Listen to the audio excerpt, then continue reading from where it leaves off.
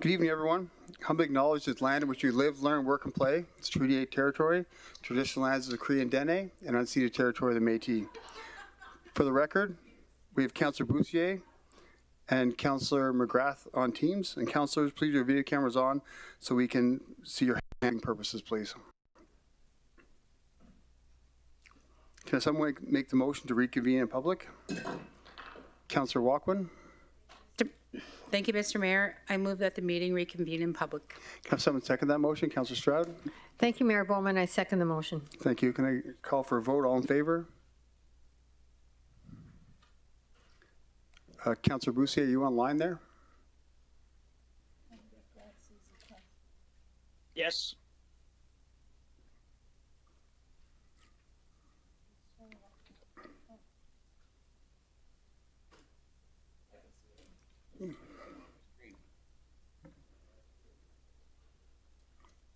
We're just going to take a minute for some technical difficulties here and get this cleared up. 1 minute.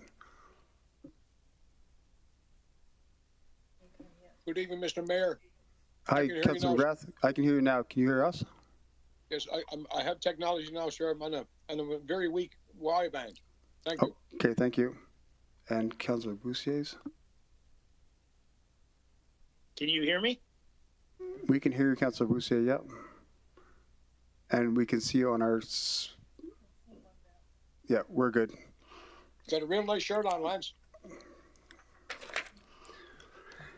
If anyone in attendance wishes to address council on any of the agenda items, please register now at the Legislative Services desk located to my right, as I'll only be calling upon those who have registered to speak.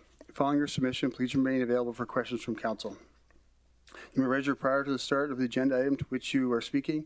Registered delegations are permitted to up to 5 minutes to speak and must remain on topic. Moving to the consent agenda, does anyone wish to remove any items from the consent agenda? Not seeing any, can I have someone make that motion? Councillor Stroud. Thank you, Mayor Bowman. I move that the recommendations contained in item 4.1, 4.2, 4.3, and 4.4 be approved. Thank you. Can someone second that motion? Councillor Walkwin. Thank you, Mr. Mayor. I second that motion. Then I'll call for a vote. All in favor? And that's unanimous.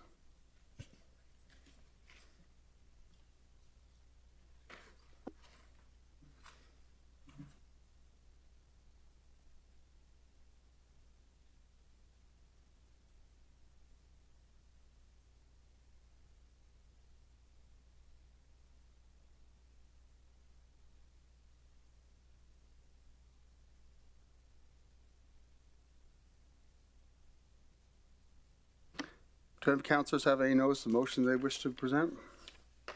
Councillor Vinjoko. Thank you, Mr. Mayor. I, Councillor Funke Banjoko, serve notice of my intention to bring forward the following motion for council's consideration at the May 9, 2023 council meeting.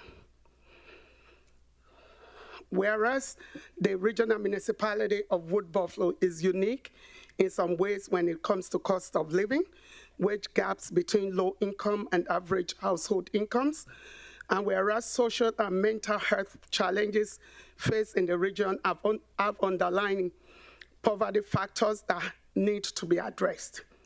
And whereas some residents, including indigenous peoples and immigrants in the region, currently struggle with basic daily needs. Therefore, be it resolved that administration be directed to develop a poverty reduction plan specific to the regional municipality of Wood Buffalo that address access to affordable housing, transportation, education and training, health and mental health supports. And if a plan already exists, the administration bring forward a report with a status on the work that has been done and any future plans to address these gaps in the community. Thank you, Mr. Mayor. Thank you, Councillor Banjoko. This evening, the first item I'd like to address is a proclamation. The proclamation reads as follows: whereas the impacts of sexual violence are prevalent among all Albertans, and whereas is in the public interest for community members and leaders to come together to create a community of support for survivors and to celebrate the increased advocacy and awareness of sexual violence in communities. And whereas challenging the systems that contribute to sexual violence can help eliminate violence in 2023 and for years to come. And whereas the Regional Municipality of Wood Buffalo supports working together to eliminate sexual violence in the region. Now therefore, I, Sandy Bowman, Mayor of the Regional Municipality of Wood Buffalo, do hereby proclaim May 2023 as Sexual Violence Awareness Month. Thank you. Moving on to new and unfinished business. Next, we have the 2022 audit consolidated financial statements. I'd like to invite Lori Farquharson, Chief Financial Officer, Susan McIsaac, Manager Financial Planning, and Sanjeev Ranchi and Andrew Geary with Deloitte to present the report.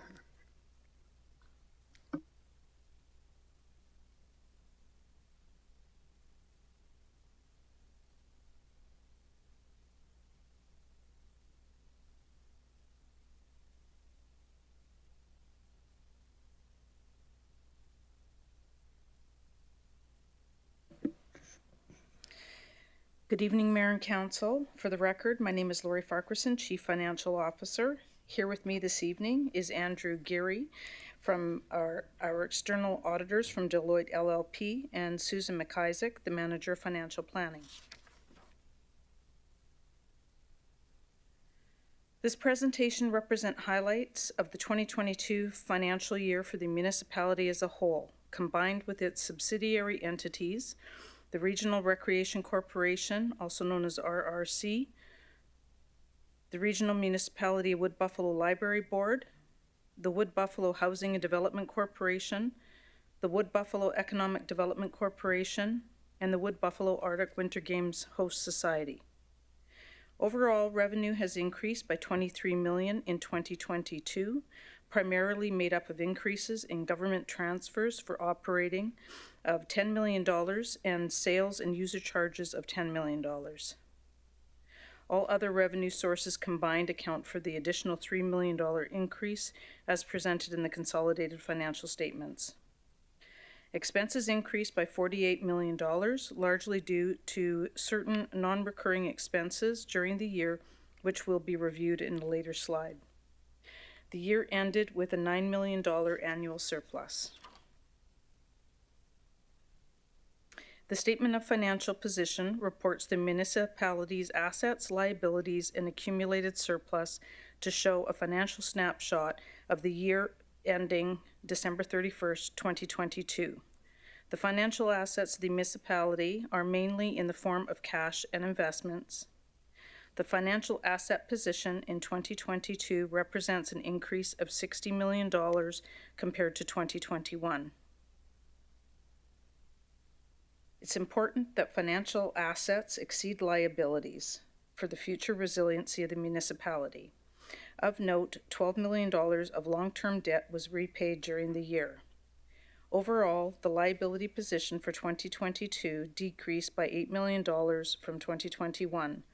Combined with the $60 million increase in net financial assets from the previous slide, overall net financial assets are strengthened by $68 million over the prior year. Tangible capital assets, or TCA, represent the municipality's largest asset balance. They are fixed assets such as land, buildings, equipment, and vehicles. TCA decreased by $59 million for a 1.3% reduction compared to 2021. This decrease is based on the various accounting adjustments, including depreciation, write-downs and disposals exceeding new capital acquisitions during the year. The accumulated surplus balance represents net financial assets plus non-financial assets, which increased by $9 million from the prior year. Tangible capital assets are comprised of the major categories presented on this screen. Land improvements include parking lots, landscaping, lighting, and pathways. Engineered structures include roadways, water, wastewater, storm, and solid waste systems. Assets under construction are in the process of being designed and/or constructed. Of note, assets under construction were $279 million at the end of 2021. The 2022 balance of $152 million, a significant reduction from 2021, demonstrates assets being completed during the year and transferred to the respective categories. The statement of operations is also known as an income statement. As mentioned on the key highlights slide, the increase in operating revenues from 2021 to 2022 was primarily due to government transfers, sales, and user charges.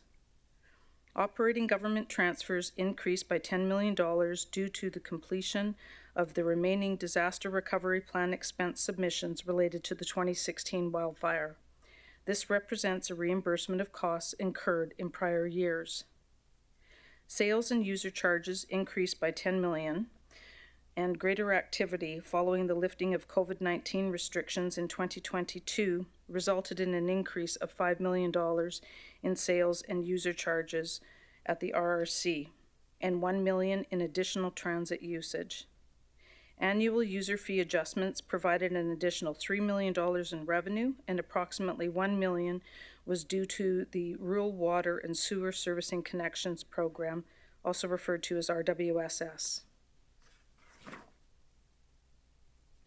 The next two slides present total expenses by program or service category, totaling $688 million in 2022 and $640 million in 2021. Expenses increased by $23 million under environmental use and protection, largely due to costs of RWSS connections and adjustments for depreciation and losses on disposal of tangible capital assets. Public health and welfare expenses were $9 million higher in 2021 due to a prior year grant of $15 million to the Fort McMurray Airport Authority, partially offset by $6 million in donations of the Ptarmigan Court trailers in 2022. Recreation and culture expenses were $13 million higher in 2021 due to a prior year $13 million grant to the Métis Cultural Center.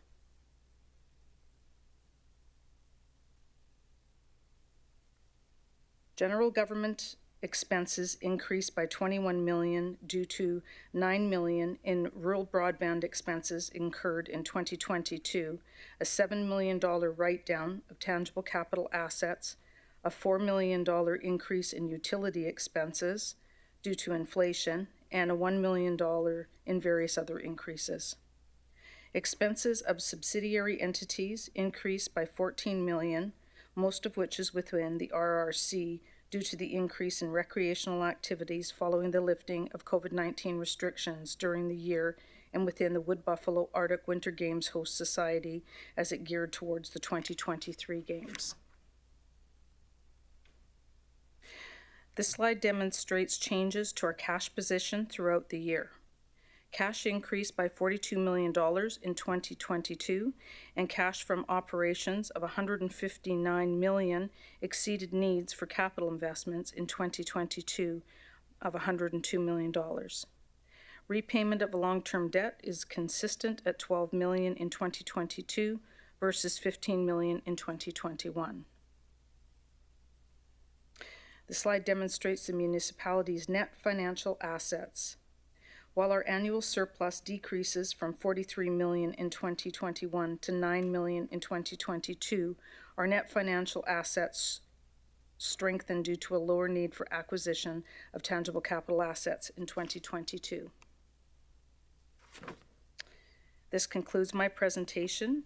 Andrew will now speak to the report to Council on the 2022 audit.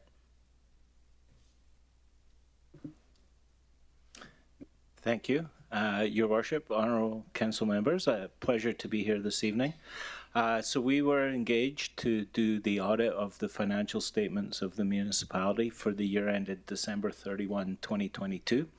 If you recall, I was here in October and presented the audit plan for the performance of that audit, and I'm here to provide an update on the finalization of the audit now that we are complete.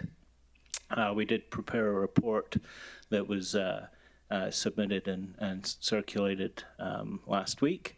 That report I have in front of me, I'd like to cover that off and provide an update where appropriate up to today.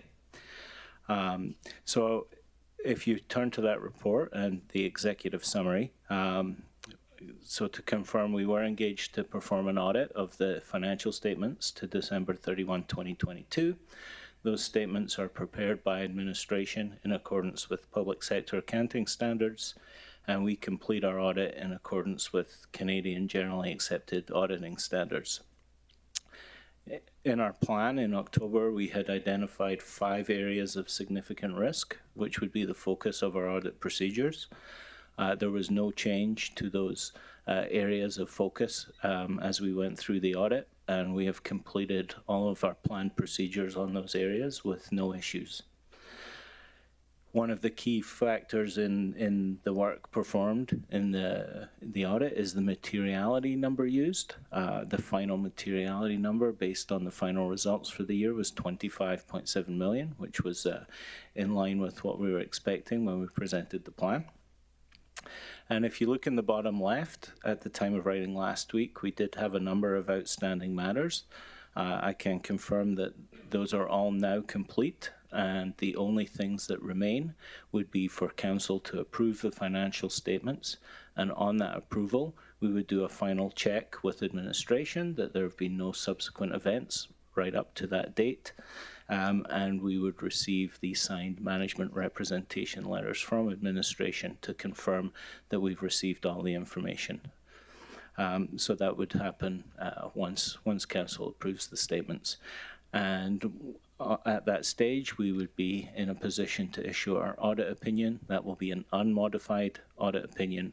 In other words, a clean audit opinion, which will say that we've completed our audit and we did not find any issues, and the financial statements present a true and fair view of the results of the municipality for the year. The next few pages of the report go through those significant risk areas in detail. The procedures are the ones that we presented as planned. We have completed them, so I wasn't going to spend any more time on those, given the results were satisfactory. Turning to the appendices, Appendix 1 is essentially a laundry list of all the things we're required to communicate to yourselves as those charged with governance. So we have, between the plan and today's presentation, covered off all of those. There are no exceptions to inform you of. And then turning to Appendix 2, as we go through the audit, if we identify any errors or misstatements, as we call them, we would request that those are corrected. In certain circumstances, timing or whatever they may not be, we would report any uncorrected misstatements to yourselves. Appendix 2 has a schedule of those for this year. There are 5 on there. 4 all relate to misstatements last year that weren't corrected last year, and it's the reversal effect of those for the current year. So not new misstatements, just the unwind of last year's. And so once those weren't adjusted last year, that's unavoidable for this year.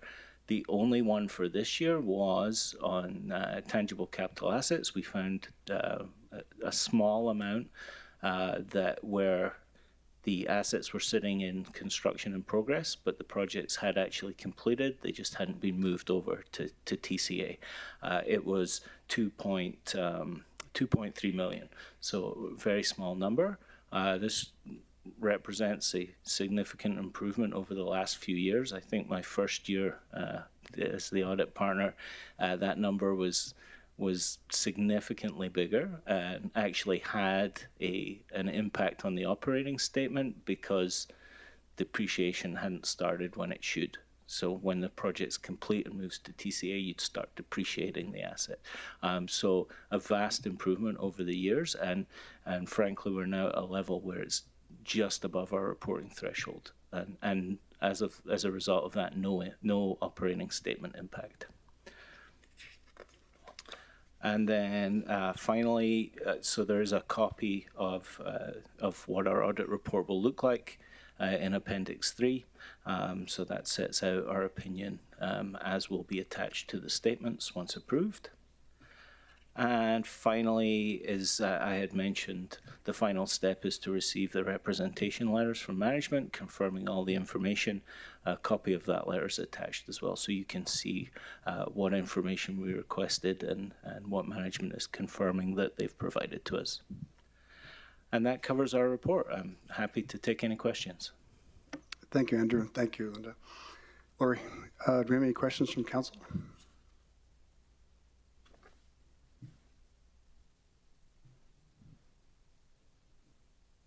I'm not seeing any, so thank you for the report.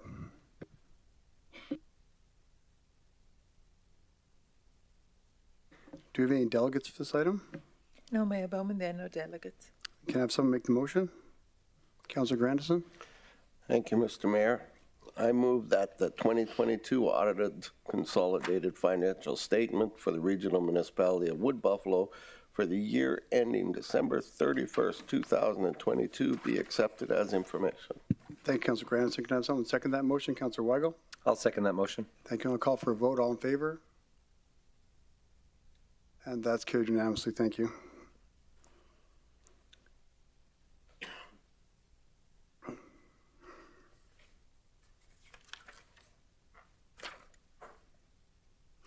Next, we have bylaw number 23/006, which is being presented for a second and third reading. I'd like to invite Lori Farquharson, Chief Financial Officer, and Kevan Navindi, Senior Manager, Assessment and Taxation, to present.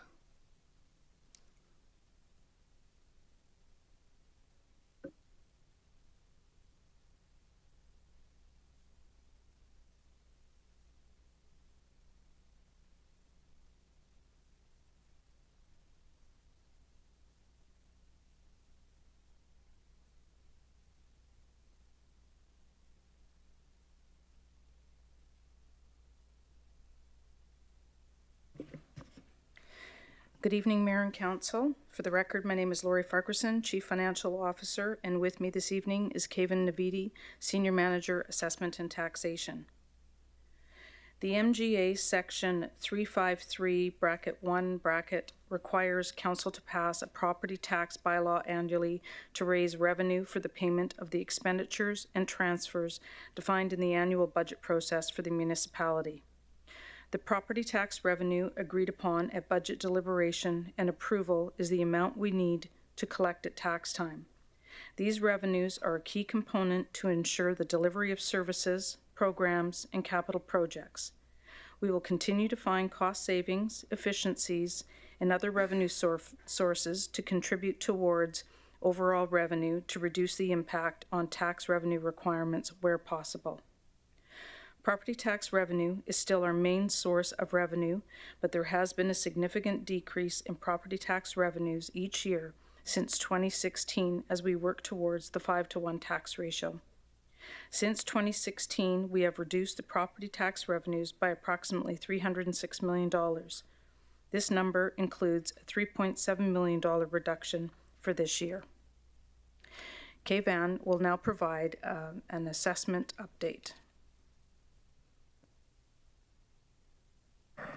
Assessment valuation standards are prescribed by the Alberta provincial government and are either based on a market value or on a regulated cost-based system, depending on the property type.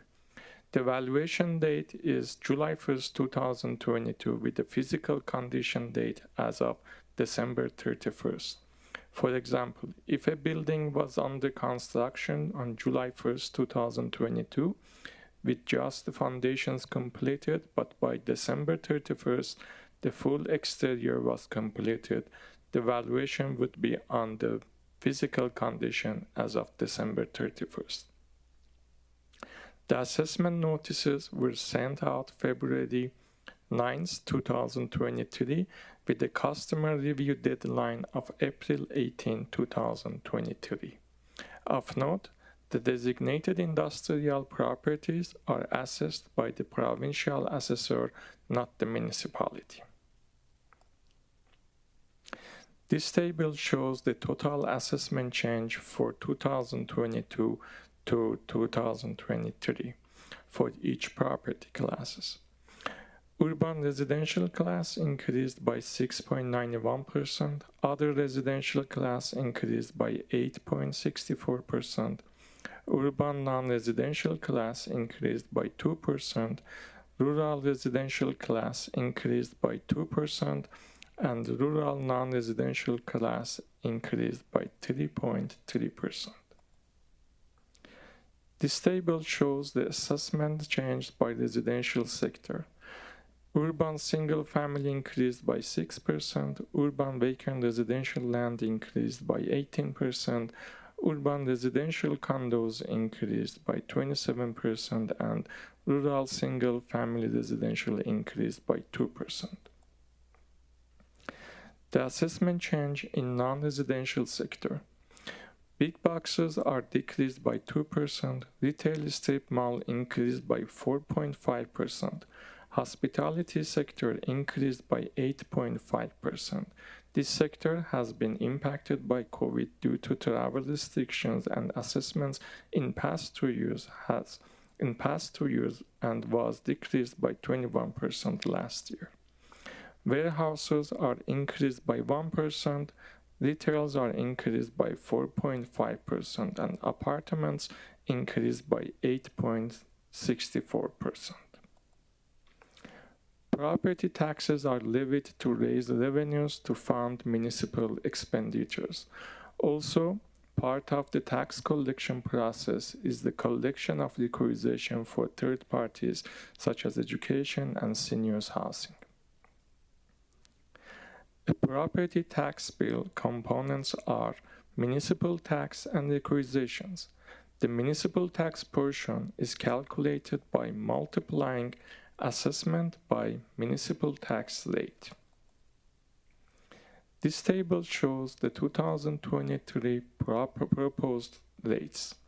Next, we will present the dollar impact of these rates on each property class and the resulted tax ratio. The overall proposed 2023 municipal property tax revenues will be 1% lower than prior year.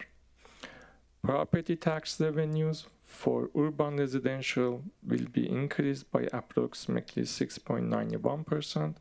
Property tax revenues collected from urban other residential primary apartment buildings increased by 8.64%. Property tax revenue for urban non-residential will be increased by approximately 2%, and property tax revenue for rural residential will be increased by 7.73%. Rural non-residential revenue will be decreased by 1.3%. This table shows the median tax payment for certain classes. This represents the municipal tax and does not reflect the education requisition amount. So, for example, for rural residential, the median tax payment change would be an approximately $32 increase. The education requisition amount is set each year by the province at the time the province brings in their budget. Each quarter, we pay a portion of the monies to the province. Please note that the municipality acts as a tax collector for the provincial education property tax requisition. The 2023 education tax rate for residential class decreased by 11% and decreased by 15% for non-residential class. The final requisition that is collected on behalf of the province is the designated industrial property requisition.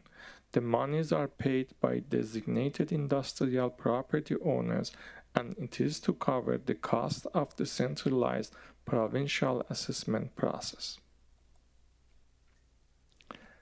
RMWB was one of the first municipalities that introduced rural small business subclass, which has 25% lower tax rate than rural non-residential class, to support small businesses in rural area. There were 10 applications that impacted 16 properties that received the small business tax deduction, and the deduction amount for 2022 totaled $66,000. Qualified rural businesses will have to apply for the Rural Small Business Property Subclass rate to receive 25% deduction on the municipal tax portion. This slide shows the impact of proposed rates on a single-family residential house in the urban serviced area. Municipal tax will be increased for $79, and education tax are decreased for $65. The overall tax bill will be increased for $14. This slide shows the impact of proposed rate on a typical non-residential property in the urban serviced area. Municipal taxes will be increased for $112, and education taxes are decreased for $614. The overall tax bill will be decreased for $502. This slide shows the impact of proposed rates on a single-family residential house in the rural serviced area. Municipal tax will be increased for $32, and education taxes are decreased for $78. The overall tax bill will be decreased for $46. A further breakdown of rural residential tax change by neighborhoods. The assessments were based on market value as of July 1st, 2022. There were a slight increase in assessment values. A typical single-family residential property will have an $11 decrease in Fort Chippewa, $83 decrease in Draper area, $130 decrease in Sapler Creek, and $44 decrease in Anzac. $37 decrease in Conklin, and $74 decrease in Gregoire Lake. Please note that education requisition is included in this amount. This slide shows the impact of proposed rates on a typical rental apartments in the urban serviced area. Municipal tax will be increased for $988, and education taxes are decreased for $165. The overall tax bill will be increased for $823. Rental apartments consisting of 6 or more units are included in this class. This slide shows the impact of proposed rates on a typical non-residential property in the rural serviced area. Municipal taxes will be decreased for $41, and education taxes are decreased for $98. The overall tax bill will be decreased for $139. This slide shows the impact of proposed rates on a typical machinery and equipment property in the rural serviced area. Municipal taxes will be decreased for $61,461. Education requisition is not calculated on machinery and equipment. Even though the depiction is small, as we are trying to compare the years of various municipalities in Alberta for residential properties from 2017 to 2023, the municipality tax rate is still below other municipalities, both on the rural side and the urban next grouping on the right. 2017 is the first bar of the grouping, with the 2023 rate the last bar on the last bar, or the orange color. We do not have the 2023 ratings for the rest of the comparison, as they have not been published as of yet. This graph shows the municipal tax rate comparison from 2017 to 2023 for the non-residential class. The orange is RMWB's 2023 rate. We could only show the 2022 rates for other municipalities, as the 2022 rates have not been published yet. However, the urban and rural non-residential rates are still below other municipalities. A trend can be seen as we continue to follow our strategic goal of a 5-to-1 ratio. The calculation for the tax ratio is based on the lowest residential tax rate versus the highest non-residential tax rate. Our lowest residential tax rate is rural, and our highest non-residential rate is rural as well. As per the Municipal Government Act, Section 358, we are considered a non-conforming municipality, meaning our ratio is above 5-to-1. Since the 2016 tax year, the tax ratio has been decreasing from 18.1-to-1 to the current proposed ratio of 6.21-to-1. This table shows the impact of tax rate increases from 2023 to 2027. Tax increases per $1,000 of assessment would be 48 cents. Assuming no increase or decrease in assessments. For example, a $300,000 home will have $144 municipal tax increase from 2023 to 2027 when we are at 5-to-1 ratio. The total amount that will be increased for rural residential will be about $235,000 by 2027. This graph shows that we can be at 5-to-1 ratio by January 2028, which is the end of the 10-year time frame commitment that was made to the province. However, this can only be obtained if we continue to increase the rates for rural residential. This graph compares RMWB's tax ratio with other municipalities in the province. RMWB's tax ratio at 6.21 with the proposed tax rates is colored yellow. This concludes my presentation. Thank you. Thank you, Lori. Thank you, Kevin. Do we have any questions from council? And when looking at this, we still, even with the differences right now, we still have considerably lower tax rates than anywhere else in the province. To Chair, to Mayor Bowman, that's correct. Thank you. Councillor Stroud? Thank you, Mayor Bowman, and through to the chair. Thank you for the presentation.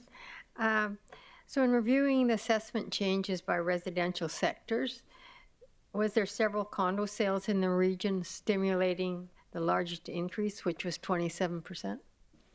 To the Chair, to Councillor Sturt, that's correct. So during the COVID time, we didn't have many sales, so the values were dropping. But after 2 years, when the COVID was over, there were many sales that showed the market isn't changed. And why did the urban other residential have the largest tax increase? The urban other residential, they had during the COVID, again, there were less rental market and therefore vacancy was higher. Their assessment was dropped last 2 years significantly. This year, the only assessment, the vacancy was dropped, therefore the assessed value were increased. And as a result, the assessment is increased. We are not proposing any increases to the tax rate of other residential in urban. Okay, thank you, Kevin. Thank you, Councillor Stroud. Any other questions from council?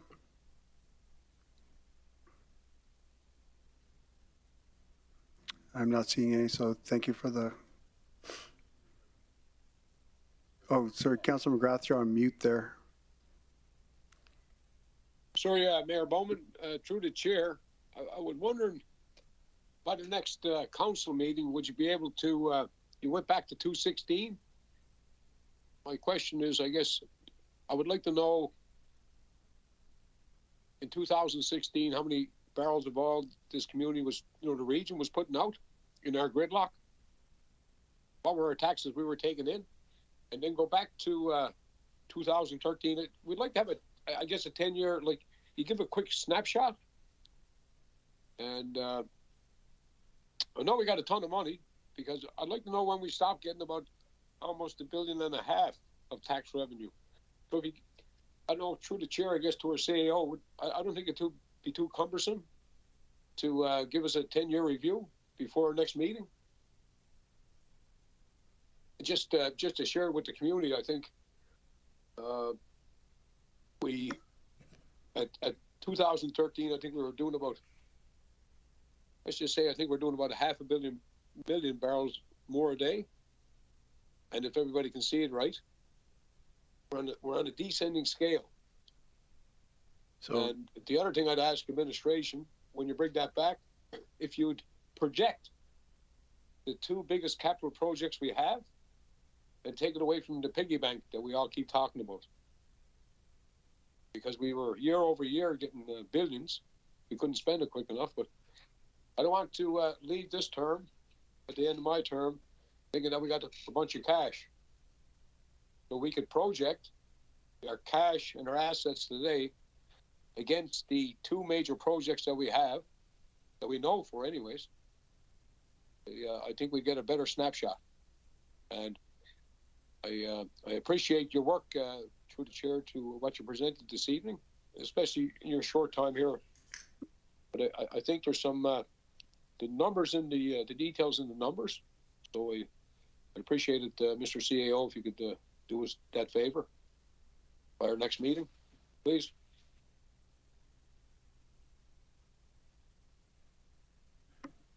Through the chair, if I could just get clarification from Councilor McGrath, you're asking for the oil production barrels. No.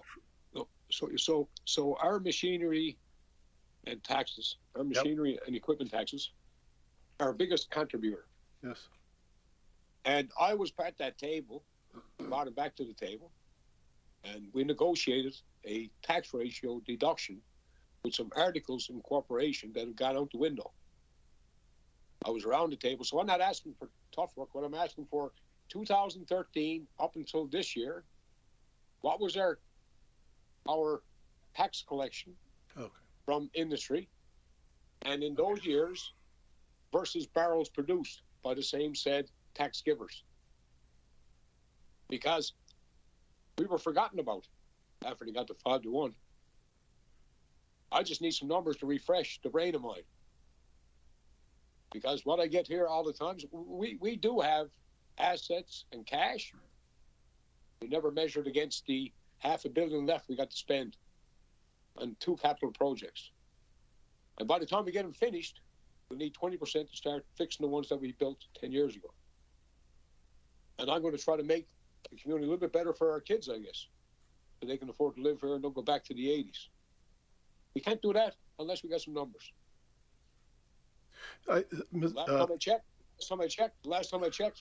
Last time we seen industry at the table with councillors was when administration signed over a 5-1.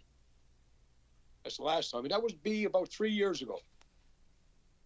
So I don't think I'm asking for a whole lot. I hope I see it, because we could have something else happen in the next meeting. Because we're painting a great picture, an excellent picture.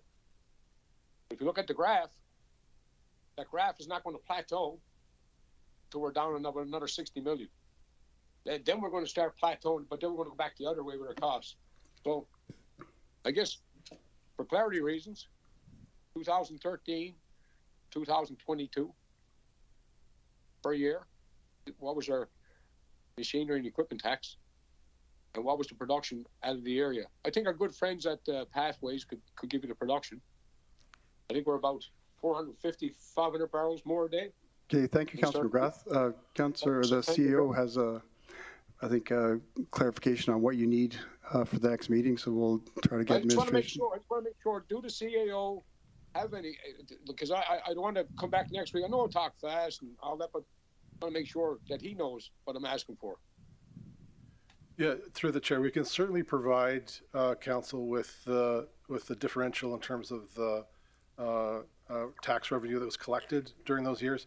It may take us a little bit more than the 2-week period to collect all the information on oil production. I imagine it's relatively available. I just don't want to fully commit to that. Yeah. In terms of the second part of your question, which was kind of really the long-term financial planning of the two, what you described as two major capital projects, there is more work to be done, and we've started that process certainly on the flood mitigation. We won't have that ready for the next 2 weeks. That will be coming forward. It's scheduled in May to see that. And then the next step will be a similar project on the rural waters and sewer servicing project, where we are undertaking the same kind of analysis. So within this year, you'll have the second half of that question better answered. Oh, I appreciate that. I wouldn't ask anybody unreasonable questions, but I can tell you that when we done the budget on the first rural waters or for the first CAO for the first director, it was about $336 million. I think we spent that along Franklin Avenue so far. But anyways, I appreciate your work, Paul. Thanks. Looking forward to the numbers. Thank you, Councilor McGrath. Do we have any delegates for this item? No, Mayor Bowman, we have no delegates for this item. Thank you. So, thank you, Kevin and Lori. Can I have someone make the motion for the second reading? Councilor Walkman. Thank you, Mr. Mayor. I move that bylaw number 23/006, being the 2023 property tax rate bylaw, be read a second time. Thank you. Can I have a seconder for that? Councilor Banjoko. Thank you, Mr. Mayor. I second the motion. Any other further questions or debate points from council for administration? Not seeing any, I'll call for a vote. All in favor? Sorry, Councilor Banjoko. Thank you, Mr. Mayor. I had a question. I don't know, is it still going to go to the CFO or to CAO about, I'm looking at the revenue versus expenditures. Looks like, of course, obviously our revenue has gone down with the tax as presented, but I believe our expenses went up. So I just wanted clarification on how we're able to make up for the difference, especially looking at the trend from 2016, going from 766 million to 460 million. Thank you. Thank you, Councillor Banjoko, through the chair, and then I'll turn it over to Ms. Farquharson. I think the graph you're looking at, and you're going to just happen to see it from here, is the declining revenues that we receive since the process to move towards the 5-to-1 tax ratio. And that's the approximately $306 million in revenues that have been decreased over that time. In terms of how we make up the difference, Council, you certainly participated in the budget process and would have seen the budget expenses versus the revenues for this year. I don't know, Ms. Farquharson, you have anything more to add to that response? Through the chair to Councillor Banjoko, as administration continues to work towards that 5-to-1 tax ratio, we're also looking for other opportunities to gain efficiencies, reduce our operating expenses, also looking at opportunities for additional grants. And with each budget cycle, we'll be presenting what our revenue sources are estimated to be, and then we will have to come forward with a balanced budget in order to meet the ongoing requirements operationally as well as for ongoing capital. Thank you. I think it's important for us to know and also for the education of the public. So thank you for that response. Thank you, Councilor Banjoko. So if there's no other questions, call for a vote. All in favor? Councilor McGrath? I voted against. Oh, sorry, sir. I just couldn't see on the screen. And any opposed? Thank you. That's carried with one opposed. Can I have someone make the motion for the third reading?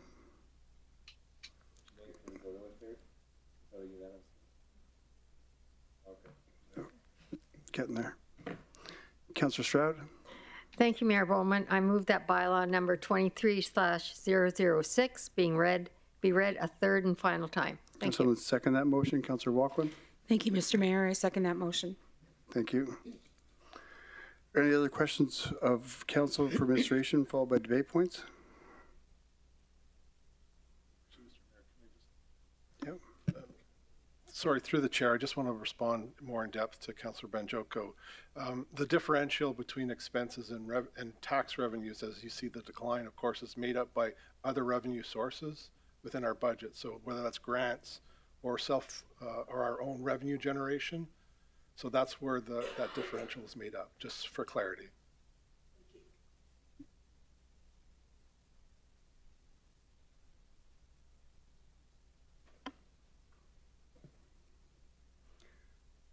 Are there any other questions of council? Yeah. Sorry, just for council's clarity, when a bylaw comes forward for all three readings, that's when it's being considered for third, that everybody would have to vote in favor in order for it to proceed to third reading. But because this bylaw is only second and third reading today, because we did first reading previously, it doesn't have to be considered for third reading. It goes straight to third and final reading. Thank you, Sonia. So I'll call for a vote. All in favor? And opposed? That's carried with one opposed. Thank you, everyone.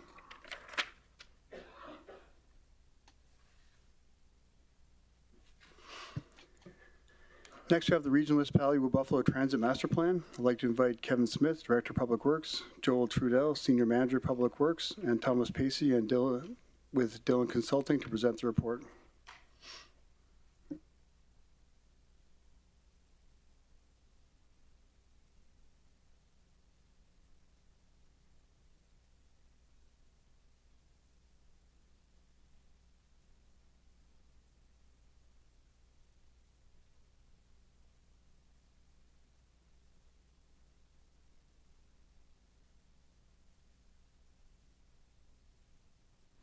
Whenever you're ready, gentlemen.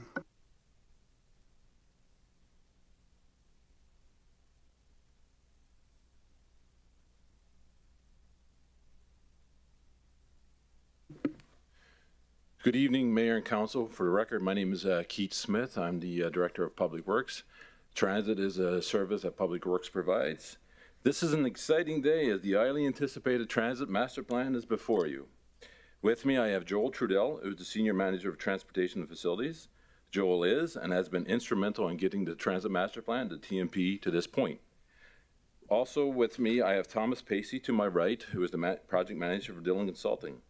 Dylan facilitated the coordination of the Transit Master Plan. Also with me in the gallery is Mark Gassier. Mark is our Transit Manager, and with the endorsement of this plan, the framework will be in place for Mark and his team. The plan addresses several areas. Policy and processes that need to be updated to meet industry-leading practices, updates to routes and service levels for conventional, specialized transit, and rural, inclusion of on-demand within the proposed service. Highlights of the plan. Based upon the feedback from stakeholders, staff, and in review of the overall existing service networks, the master plan presents a significant shift in service delivery.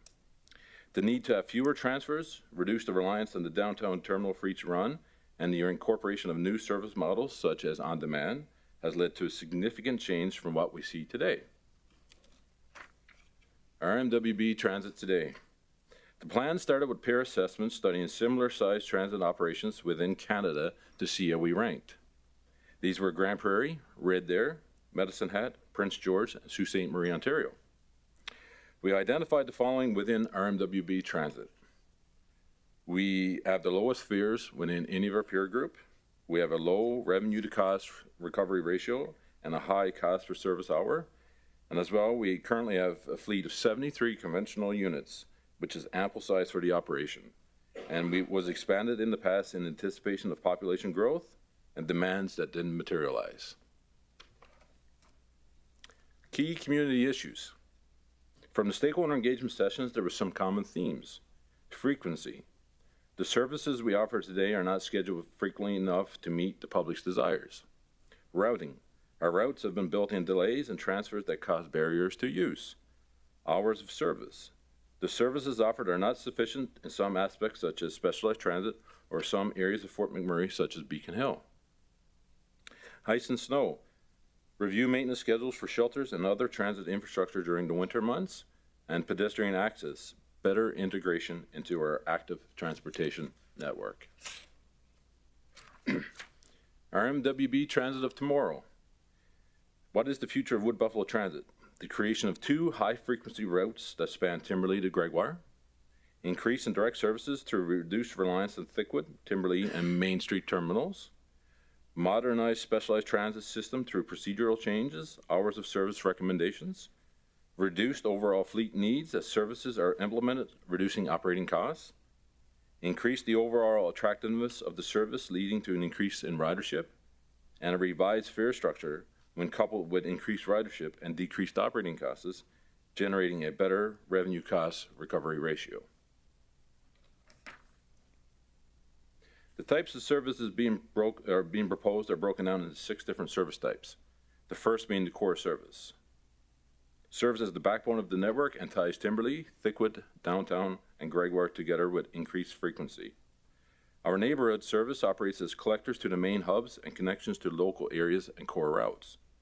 Our on-demand service, also referred to as demand responsive, this will be introduced and piloted as an alternative to low utilization routes and times. Other transit agencies have seen success in reducing operating costs and an increase in utilization through the introduction of this type of service. As well as specialized transit, recommend revamp to the policies to ease of use for citizens that need the service, along with recommendations to hours of operations. School services, continuing school services with incorporating efficiencies that the new frequencies will generate while maintaining the success of the overall services to the students. And our rural service, continuing the current rural program with recommendations on improvements to increase the use and meet the community's needs better. Transit network. This is a high-level overview of Fort McMurray and the coverage that is being proposed for conventional and on-demand routes. The core routes, these are the 2 core routes that identify the increased service from Thickwood to Prairie Creek and Timberlea to Keano, which is phase 2 and 4 respectively. The neighborhood routes support and feed into the terminal locations downtown, Thickwood, and Timberlea. You will see that these routes, there's coverage for many of the schools and McDonald Island. When looked at it overall, it provides a significant coverage aspect from the conventional services with greater frequency and fewer transfers than today. More on demand will be discussed in the upcoming slides. On demand. As a leading industry trend, the incorporation of an on-demand transit when conventional allows for better utilization and cost effectiveness. During low utilization times or in overall low utilization routes, buses are not moving to keep up with the schedule. Passengers are taken to and from existing transit infrastructure within each zone or main terminal only. This generates a saving in operating costs and reduces the need as one bus can cover more area versus being on a strict routing system. The timing for the RMWB's adoption of on-demand services is ideal as there are several communities of various sizes that have implemented it throughout Canada and North America. The areas in green represent on-demand service areas at all service hour times. These were recommended based upon the low current ridership.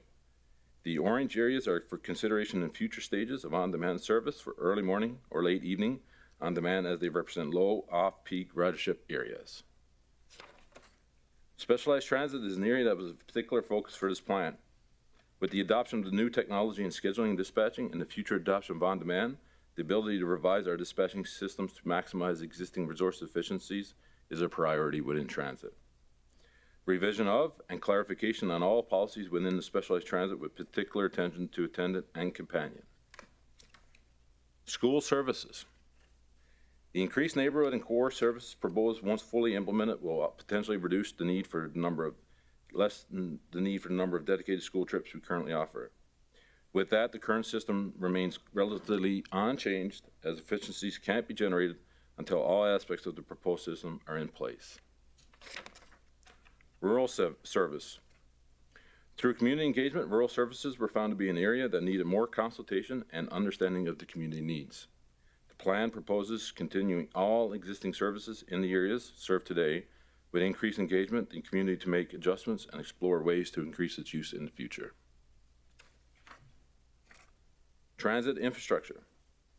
Recommendation on improvements to usability of the transit shelters network. Items from stop designs to location in partnership with parks and active transportation network to planning and development and future area design plans. Transit terminals. The need to assess the Main Street terminals to support ease of use and safety for the neighborhood routes that will be using these areas to include enhanced passenger information and facility areas. Study the potential of turning Main Street into a transit-only area to allow for more effective and efficient services and transfers. Transit terminals. A potential study to be undertaken for both Thickwood and Timberlake terminals to make them more effective would be through the use of transit priority measures such as lights and signaling. This is a potential to allow transit to reverse flow out of these two key locations, generating significant operational savings through reduced travel times and wasted resources. The next slide will illustrate the proposed transit flow to be studied. As you can see here, the creation of a lane to allow for the opposite direction exit from the terminal using traffic measures would generate significant operational savings annually. As this is a significant infrastructure piece that would require future study, assessment, and funding, the proposed plan does not take the changes into account. Wintertime. The plan calls for a regular review of the snow clearing policy and assessment of key locations to be done quickly.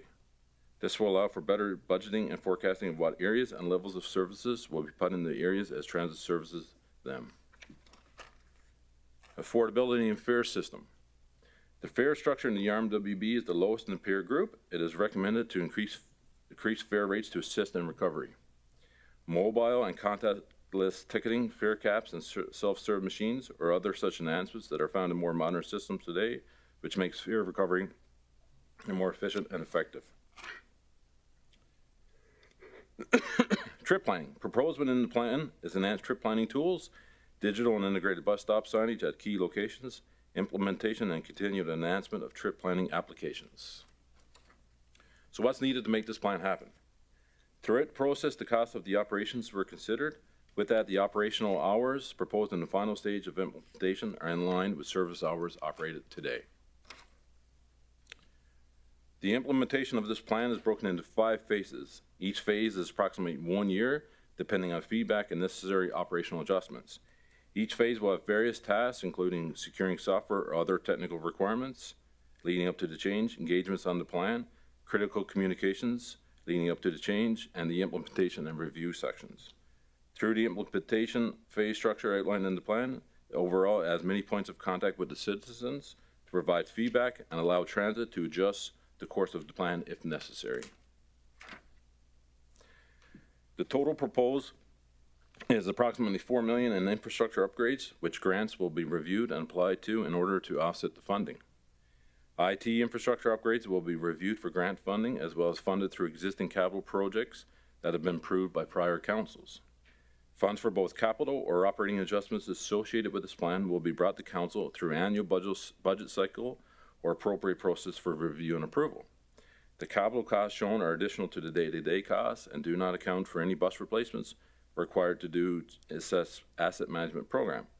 The plan was focused on the largest improvements to generate passenger increases through removing barriers to use while being fiscally responsible. What do we need to do now? Gain support of council to implement this plan, obtain the operational implementation support required to outline policy and system changes, implement as quickly as possible the phase 1 program steps, start planning phases 2 and 3, including necessary funding and future budgeting cycles for consideration, and finally, engaging with community stakeholders as outlined in the plan for regular feedback and adjustments to the system and its operation. Thank you, and with that, we welcome any questions. Thank you, Director Smith, and thank you for all the work you've put in and your team with this transit plan. We've looked forward to this day for a while here. Do we have any questions from council? Councillor Dogar? Thank you very much, sir, for giving me the chance. Thank you, Director. It was a very fine presentation and very informative for the lower class who has to travel on the transit. I just want to ask you 2 minor questions. One, you said tomorrow the route which you indicated that was from Timberley to Gregoire. When it is going to start? Through the chair to Councillor Dogar, and those will be phased in, I do believe, in phases 2 and 4, which will be years 2 and 4. Okay. The other question is that you said modernized fare system. Yes. What is modernized fare system? Through the chair to Councillor Dogar, what that means is updating our fare infrastructure. That could be mobile apps, that could be anything digitally or electronically. We will never get away from cash. It will never become cashless. However, at this point in time, what we accept is cash and paper ticketing. It will become more electronic. Is there any cameras fitted in the buses? Through the chair to Councillor Dogar, yes, there is audio and video on the buses. Thank you very much. Thank you, Councilor Dogar. Councilor Walkman? Thank you, Mr. Mayor. Thank you for the presentation. I just got a question. Will there be bus stops in the rural areas, heated bus stops with proper signage? Through the chair to Councillor Walkman, at this point in time, the plan doesn't include heated shelters. However, through our engagements, if that's something that's brought forward, it can be considered. We would get the costing, and that's something that we would bring forward through capital process, and council would decide if they would want to move ahead with that. Okay, but would there be at least proper bus stops in the rural areas with signage and proper lighting? Through the chair to Councillor Walkman, that would be a part of the engagement, and if it's required, we would put it there, yes. But at this point in time, heated, that would come through the operating, or the capital, I should say, process deliberations. Okay, thank you. Thank you, Councilor Walkman. Councilor Benjoko? Thank you, Mayor Bowman, and thank you for the presentation, Kate and the team. Also, I'd like to appreciate you for the tour, taking me for the tour of the transit facility within a few hours of notice. Thank you.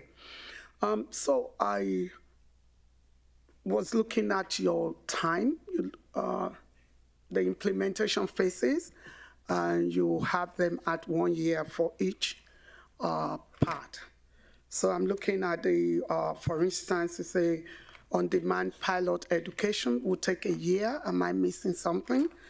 And review of impact will take another year. So things like that, I was a bit concerned about that, 12 months for that. Through the chair to Councillor Banjoko, you're absolutely correct. The original on-demand is pilots for a year. However, when we are implementing this plan, it's not that things can't happen in conjunction or at the same time or systematically. So if we're doing the pilot and we're moving to phase 2, we can review that in the same year. I think what's very important with this plan too is that this is indeed a plan, so it's very fluid. And if it's decided that, you know, the on-demand or the pilot is working better than what we originally thought, it can be implemented quicker than we thought. And also, if it's a lot of feedback or consultation through our residents and there's more interest, we will come back to council, look for that additional money and implement it. So I think that's very important to keep in mind that it's fluid and it just outlines what we're going to do for the next 5 years, but it's subject to change. Thank you. My second question is, as regards the motion that I moved, I think about a year ago, if not over, and it was about us looking at the transit routes, service times, serviced, over-serviced, under-serviced routes, and things like that. Mm-hmm. So I was told to wait for the transit master plan. Mm-hmm. So I've been looking to see. I think most of what you have brought forward would take time. It would take. They also have a lot of cost impact. I was looking at what are the quick wins. What can we do? So I was thinking that you would come back with some sort of proposal for busing schedules change or anything that could be done, like after hours, like.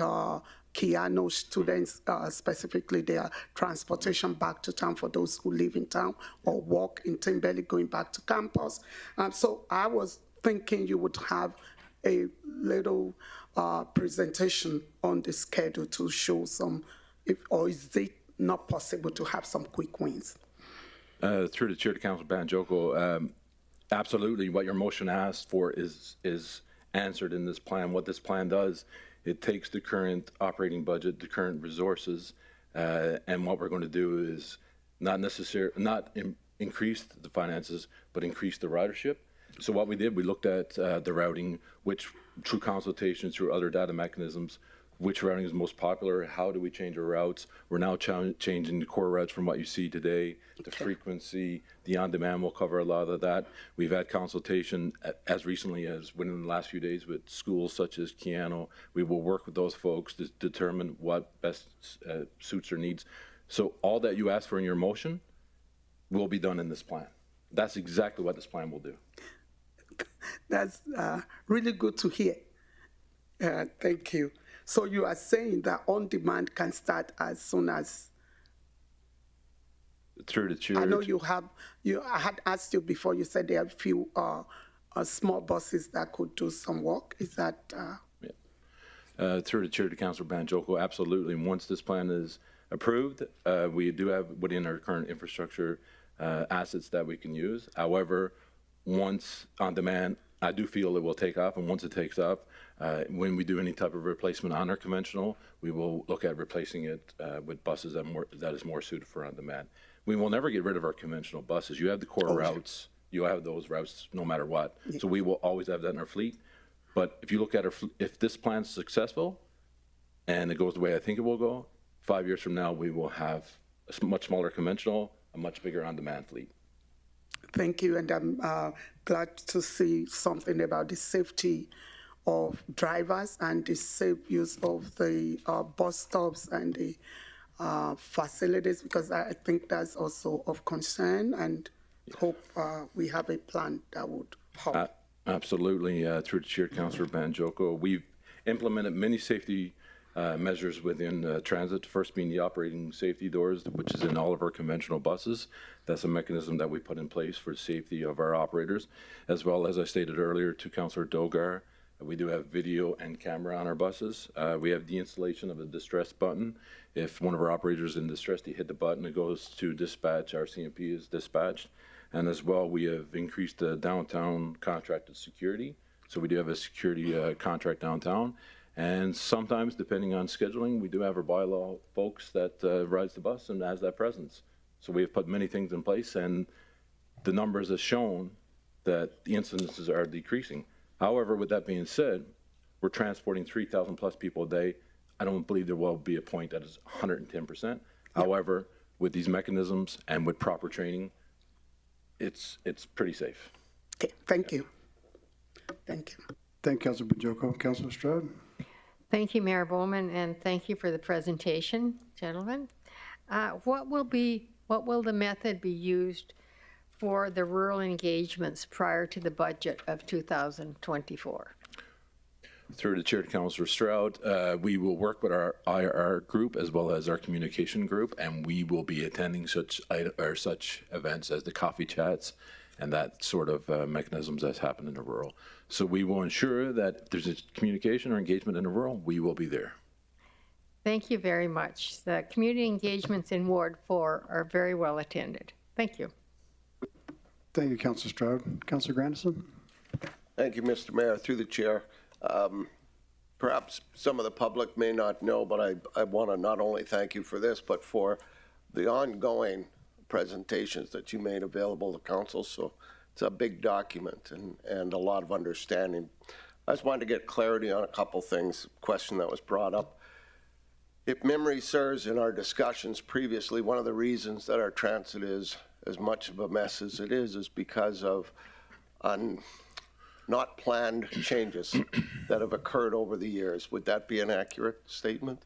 Through the chair to Councillor Grandison, in this presentation and the one I did on March 28th, I'm very excited because this is the first time a plan such as this has come forward to council since 2007. So that's 16, 17 years. Since 2007, that transit master plan, the landscape of this community, the landscape of the economy, everything has changed. And even over the years, there's been tweaks and modifications to the system. And this is the first time since 2007, there is an overarching plan to come forward with a 5-year implementation. So this is very exciting. This is groundbreaking. Oh, thank you. And I agree, because if I understand correctly, and please correct me if need be, besides some of the capital improvements we need, we're not talking about an increased cost, but we are talking about a pretty significant increase in service. Through the chair to Councillor Granson, you're absolutely correct. You look at that binder is 2 or 3 inches thick. However, essentially, to sum it up, we're taking our existing infrastructure, our existing people, and our existing service hours and making it better, increasing the ridership. With that, we will have a better service for our citizens, increase our revenue, decrease our costs. It will be a better system overall. You're absolutely correct. I appreciate that. This on-demand sounds really exciting because there's never going to be a ridership in certain parts of our community. We just don't have the population or the population need. But if I understand the way this is going to work through increased technology, people can identify that they need a ride from Parsons North or Beacon Hill, where there's a lack of service now, into one of the service corridors, the main service corridors, and they can punch that in, get a time, and at the closest bus stop to that location, people will be able to catch transit. Is that correct? Absolutely, sir. You're very impressive. You listened and very well through the engagements. You're absolutely correct. Appreciate that, because again, sometimes this on-demand, I think it took me a while to totally understand what you were talking about.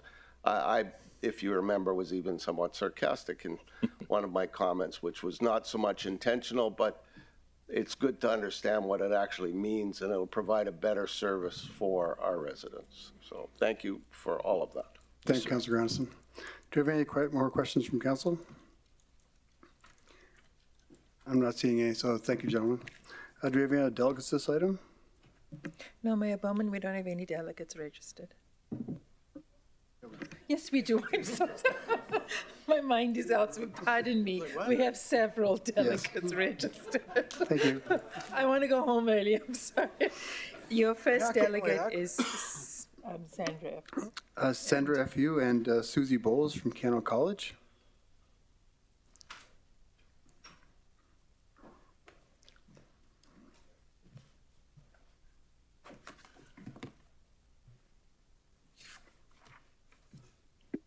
Whenever you're ready, you just want to introduce yourselves for the record, and you have 5 minutes to present, and following that, please remain seated for questions. Thank you. Good evening, Mayor and Council. I am Dr. Sandra Ifu, and I'm the Vice President, Academic and Student Experience at Keyano College.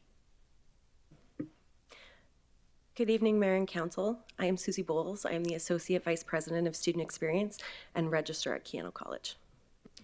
On behalf of Keyano College administration, I would like to thank the Public Works team, especially Keith and Joel, for their time and commitment in working with Keyano College to ensure better service for residents of Fort McMurray Wood Buffalo, including Keyano students. Keyano College, we do support the Transit Master Plan and have had various discussions with members of the Public Works Department on information sharing between our teams to help in their planning. We've also collaborated and discussed different approaches for communicating to students so that they understand how to access transit and get the best use of the service. Now, while we support the plan and recognize the benefits of a direct line from Timberley and Thickwood to Keyano's Syncrude Sport and Wellness, we feel that the 2025 timeline does not address the growing student concerns around access to transit. To provide some additional context, we are not just growing in our domestic enrollment, but we're also seeing significant increase in our international student enrollment at Keyano College. In fact, we have expanded our domestic recruitment team as well as grown our international student population from an average of 100 students to over 430 international students in the 2022-2023 academic year. Our intent is to grow even further. We intend to grow to 1,000 international students by 2025, as well as increase domestic enrollment by 27%, also by 2025. Post-secondary students, especially those who attend the region from outside Fort McMurray Wood Buffalo, often do not have their own personal transportation. These students rely heavily on the transit system to get to and from classes, as well as their part-time jobs within the community.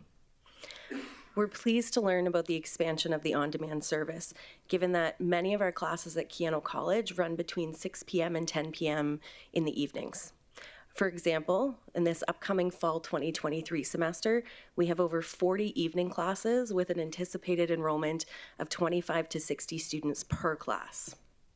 We'd like to request further expansion on the on-demand zones in the initial phase of the plan to support these students with transportation in the evenings and on weekends.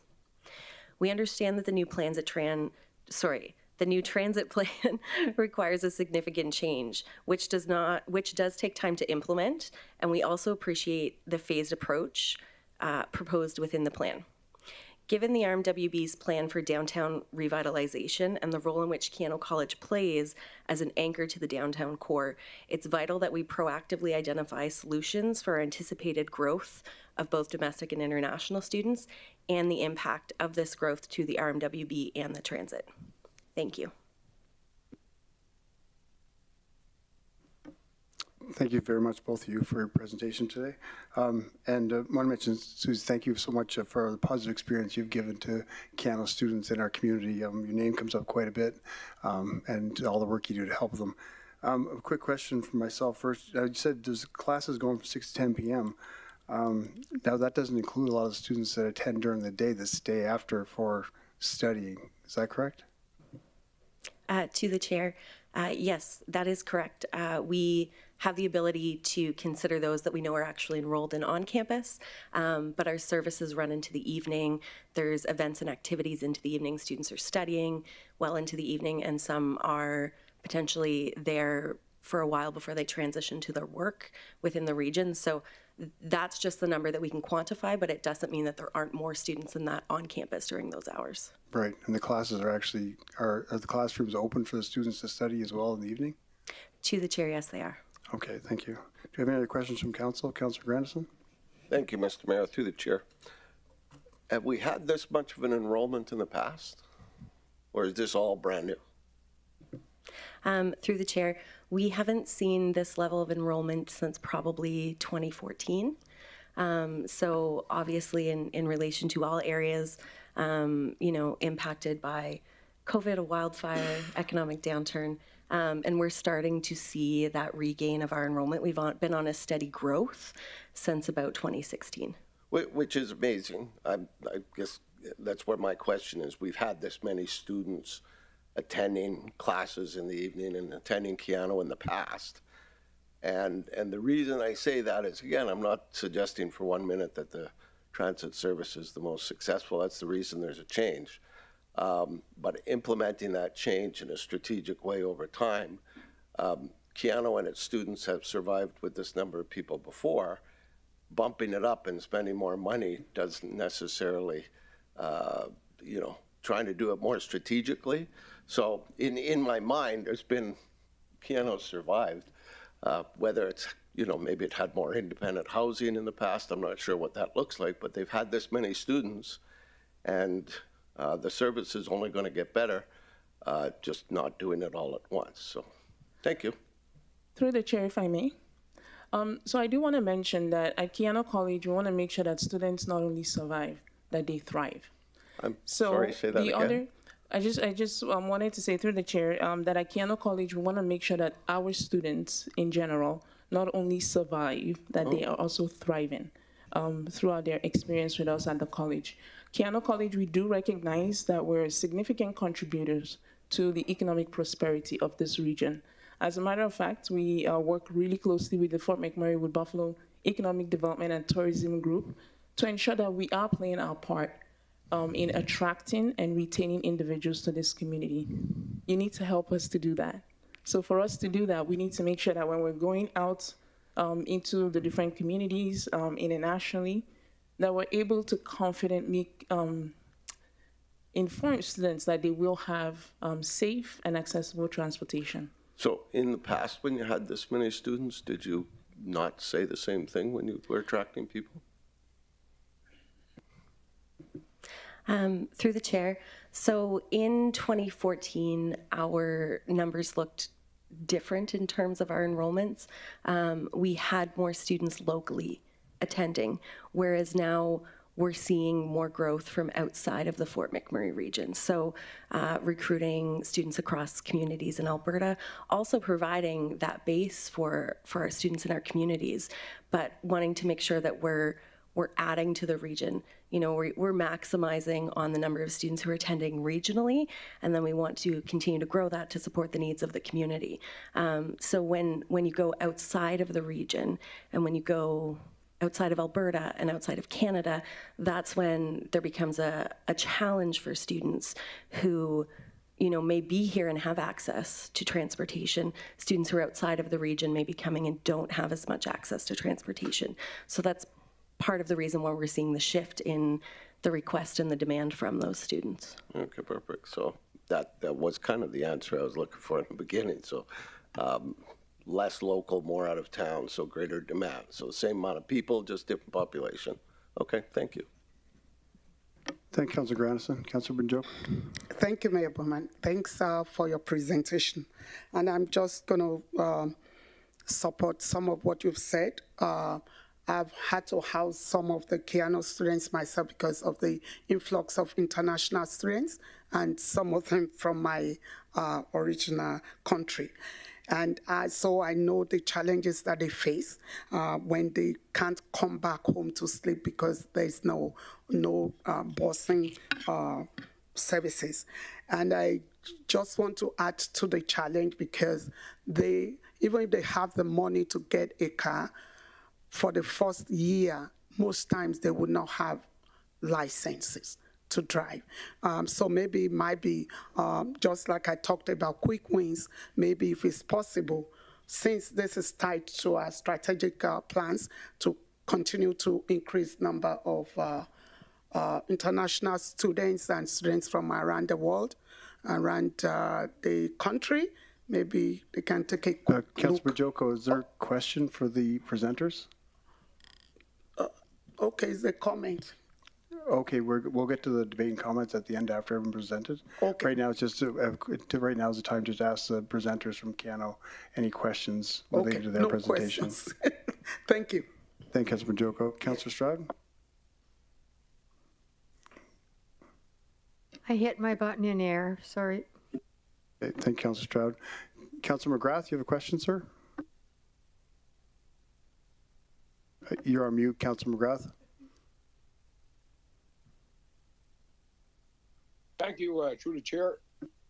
Appreciate Keano College. Being an alumni myself. I'm just wondering, and it seems like you're well tuned, and we're talking about the out of country. How many hard trades do we have going at the college right now? And the reason why I'm asking, I had a couple of kids today that they had to leave town to go get their apprenticeships. And they were going, one was an electrician, one was a plumber. Do we still have a hard trades at Keano? Through the chair, yes, we do still offer trades and apprenticeship programming. So we approximately have about 400 apprenticeship students throughout the academic year this year.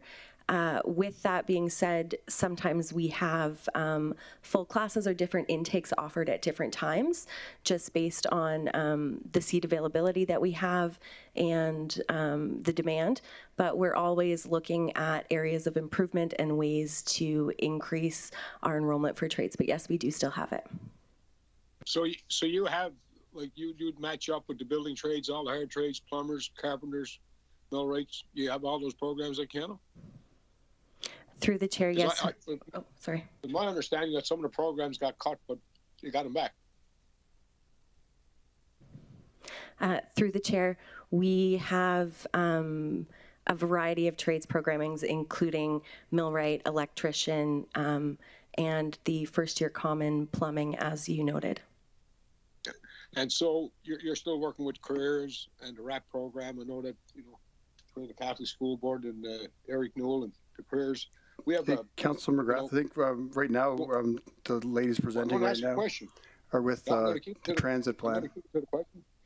I'm just asking, do Keano see many of the people from the RAP program finish off their last year, the last 4, to get their seal ticket? Through the chair, yes. Thank you. Appreciate it. Keep up the good work. Thank you, Councilor McGrath. Are there any other questions for the presenters? Not seeing any, so thank you. Thank you for the great work you do with Keanu. Next, we have Jason Smith, Keanu College Student Association.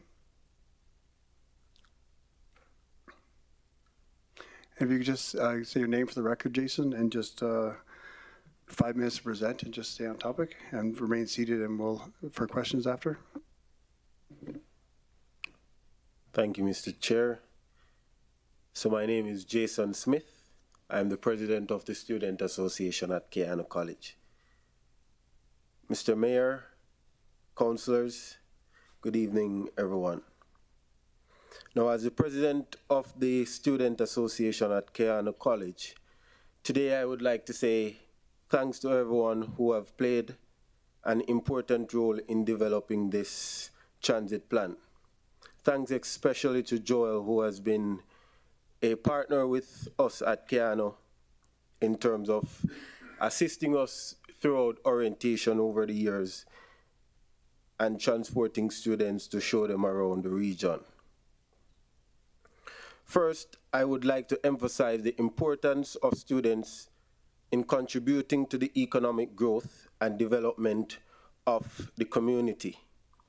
Domestic and international students contribute to approximately $30,000 per year in tuition fees and living expenses, not to mention taxes and skilled labor.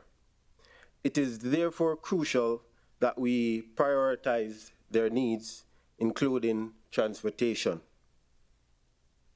Our recommendations regarding transit plan are twofold.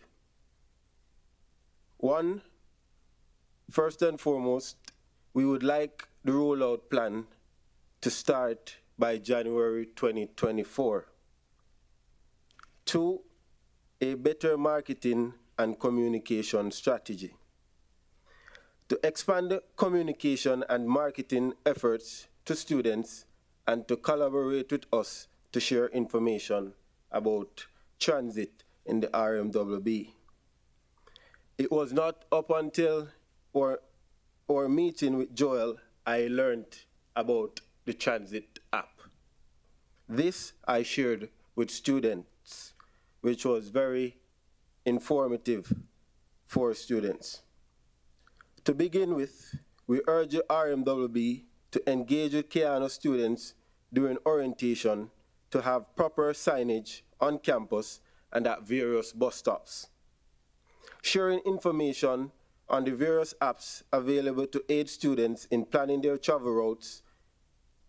This will enable students to have the necessary information and making informed travel plans. To increase our region's GDP, we need to retain these students after graduation, and a good transportation experience will contribute to such objective. We are pleased to learn that the new transit plan includes transit running every half hour with access to Keanu on weekends and holidays. These are still vital travel times for students, and having access to reliable transportation during these times will enable them to participate in extracurricular activities and explore the community. In conclusion, we believe that supporting Keanu students is essential to the region's economic growth and development, and the municipality transit plan should reflect this. We call on the RMWB to expand communication and marketing efforts to students to collaborate with us to share information about the transit plan. The current rollout schedule is for 2025, with the anticipated increase in immigration strategies. I am happy that there is a flexibility to modify the plan accordingly. However, by 2025, we would have several student graduates who may end up leaving the community, and we have to look to retain these students before they do so. Thank you. Thank you, Mr. Smith. Thank you for your presentation. Do you have any questions from council? Councilor Dogar? Thank you very much, sir, for giving me the chance. Thank you, Mr. Smith. A good presentation. I appreciate it. Your concern about your fellow students. You are the president. They needed presidents like you. Why don't you recommend to the council and to your colleagues also to build up some accommodation close to the Keano College? From there, there's a walking distance. So the time of traveling and expenses all will reduce. There would be a space available close by. Why don't you put up that thing, a petition in the form of petition? We'll certainly discuss it, and housing people are also here. We can recommend it to them. Thank you very much.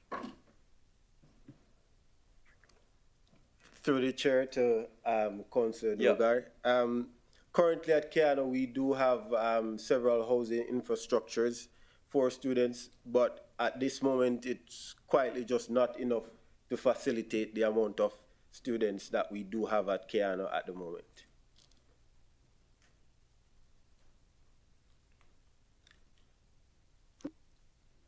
Thank you, Councilor Dogar. Councilor Stroud? Thank you, Mayor Bowman, and to the presenter. Thank you for your presentation, and welcome to our region. Do you feel the increase in the international students also increases the economic viability in our region? For example, more transit users buying in our local stores and our local restaurants? Through the chair to Councillor Stroud. Most definitely. I myself, who's an international student, I must say when I just came to Fort McMurray, I had to take public transportation just the same. I would have participated in several jobs that I did throughout the 2.5 years that I've been here, which is a contributing factor as well. And most definitely all of us would at some point in time use the grocery stores, or have gone to restaurants, or participated in sporting activities per se. So definitely increasing international students will definitely increase in all aspects of contributing to the community. Thank you very much. Thank you, Councilor Stroud. Councilor McGrath? Thank you, through the chair. Thanks for your service to the kids. My question would be, when you're checking with your electorate, the students, where would be the biggest bottleneck for the kids right now today? What part of town would it be in? Through the chair to Councillor Keith. So currently, based on the information that we have gathered, the major challenges for the students at Keano would be transportation from the college to get to the main terminal and also to Timberley. So that would be the major challenges for the students at Keano. So the major route of concern would be on the Franklin Avenue, where most of these students would either go to work or to purchase groceries. Yeah, no, I really appreciate that, and I know that welcome to Fort McMurray, you're taking an active role. I guess my question would be, the kids that live off campus and until they get the Keano housing fixed up, I know there was offered to fix it up during the rebuild, but a lot of them places are boarded up like a hick town. But I'm just wondering, when will that take the pressure off when some of them get opened up? Like you, as a student, do you get an update on when those places will be opened up to the students to stay downtown?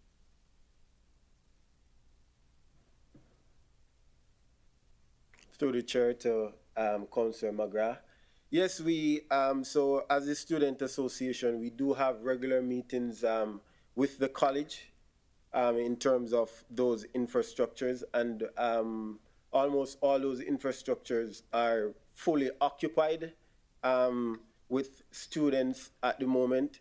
So in regards to accommodating more students in the downtown area or using Keanu facilities, that would be like a major capital project per se in terms of adding additional housing infrastructure. Because at current,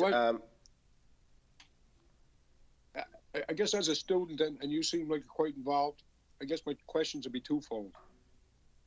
The apartment buildings that have been boarded up for years, is there any talk of them opening up so you have a place to stay closer to college? And if there's any talking to the land that's developed up above on the Keanu property to bring in modulars so that you have a place to stay? Because I know at 40 Below, being a student at Keanu, if it wasn't for Mr. Glosky, I wouldn't have got to school. So, and he was a hometown fellow, but that service is kind of gone. So I'm just wondering, how could City Council work with the two levels of government to get you the comfort? Because the bus situation, what you heard this evening, it hasn't changed since '66. It's used in the morning, used in the evening. But as city councillors, what's our vehicle for to help you expedite your pain? All right, so through the chair to Councillor Magra. So I'll answer your questions in chronological order here. So first, in terms of the infrastructure, that is a project that Keanu is currently looking into. I know there have been several meetings in regards to the lands that Keanu owns and what will take place in regards to that. And secondly, in terms of what can council do, is one of the major reasons why I'm here today is to look at the transit plan and to see how best within that time we can make modifications to ensure that we're serving these students to the best of our ability and to give them that experience where they will want to stay and be a part of the community of the RMWB.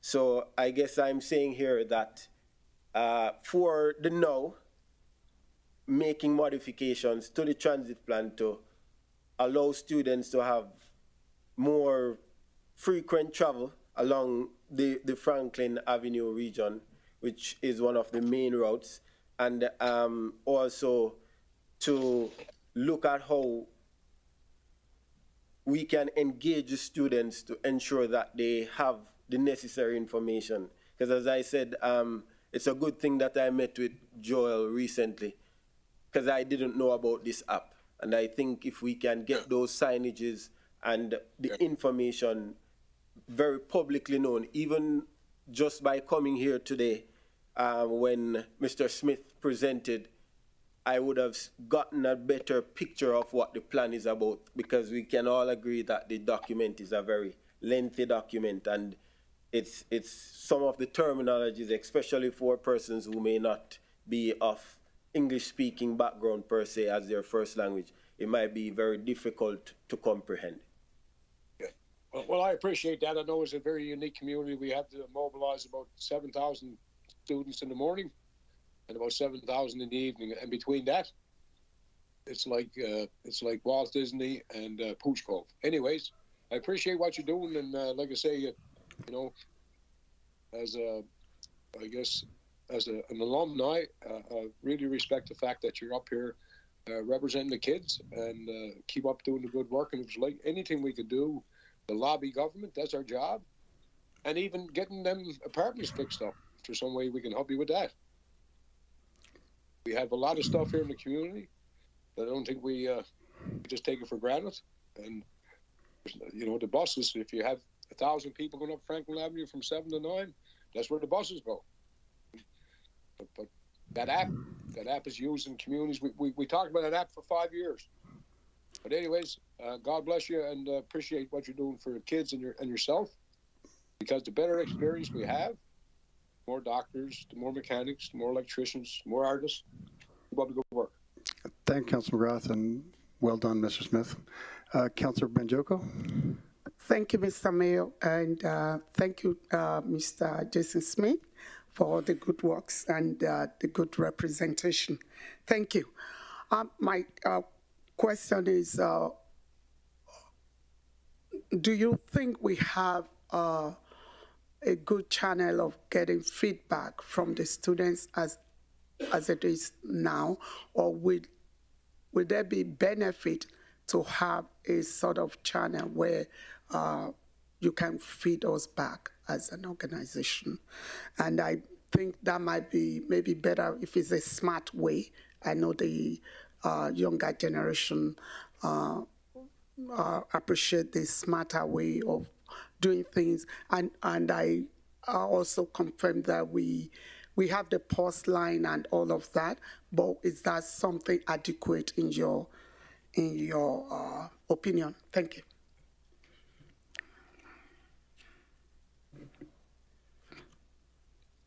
Through the chair to Councillor Banjoko.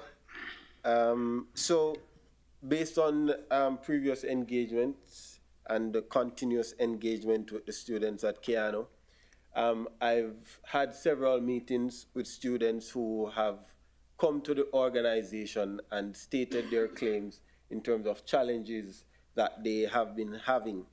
One of the strategies what I've asked for students to do is to call the pulse line. And the feedback that is usually, that I usually get from students is that, what's the sense? I'm just going to call and there's not going to be any action in that regards. Another strategy that we have done alongside Keano as well, this is something that Keano has done recently, is in terms of a survey just to gather that first-hand information from students. Students are usually bombarded with several emails from lecturers, various departments. It's very difficult to say how we can increase that communication aspect, and I guess that's where we need to look at strategies on how we can increase that communication in terms of getting that information to make those informed judgments. Okay. Thank you. Thank you, Councilor Majoko. Councilor Weigel. Thank you, Mr. Mayor, and through the chair.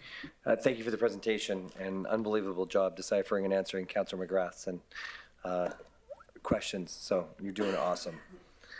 Would it be fair to say, and I guess we're looking at as a business owner and a restaurant owner, many of the employees that I have that work with me are students, and many of them are foreign students. Would you say that with an accelerated transit plan, that it would give more local restaurants, local grocery stores, and other places the ability to attract those employees? I know that we're in a huge shortage of employees right now, and so do you think that the transit plan is holding back some of those students from getting jobs that are a little bit farther away from the college? And do you think that with an accelerated transit plan that employers would be able to attract those students? All right. Thank you. Through the chair to Councillor, I don't want to mispronounce the name.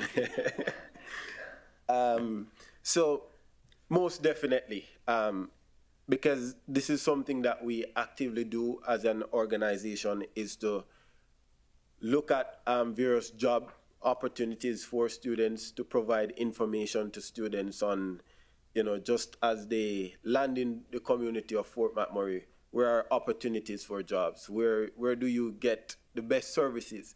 And this is one of the consideration that students take in when they're going to apply for a job, is to, where is this job located? So most of the times, if the job is located anywhere across the bridge, and if they live downtown, it has to be the last resort before students go to those jobs, because they would prioritize working downtown. Because if they're unable to get the bus, it might be a long walk, but it's a doable walk versus from uptown.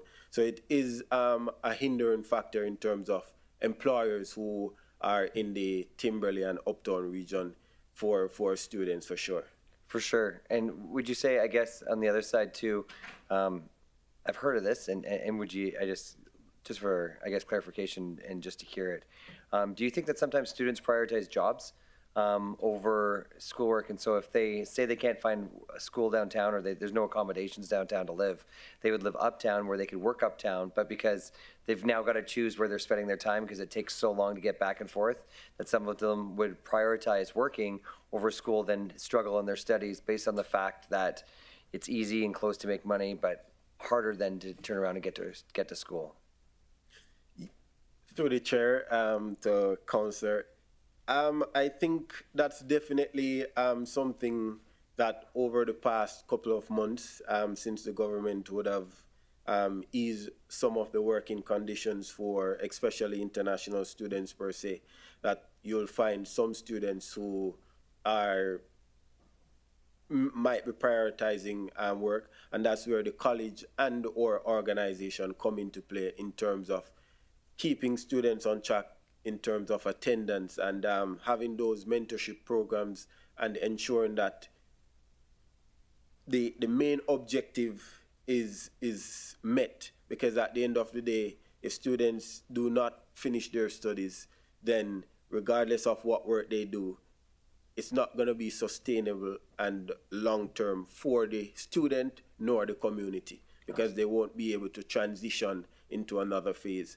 And as long as students are aware of that, then they'll come to terms and find a balance with their activities in that sense. Awesome. Unbelievable job. I am so thankful that you came up and did this. So thanks so much. Great job. Thank you. Thank you, Councillor Wago. Are there any other questions from council? Councillor Dogar, question?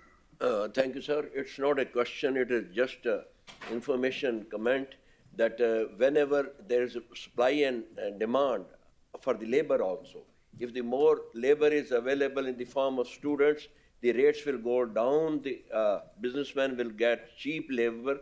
Can you trust? I have worked for $4 an hour. $4 an hour in Toronto for 12 hours even. You know, if the more students come, cheap labor would be available to the businessmen. Thank you. Thank you, Councillor Dogar. Are there any questions for Mr. Smith?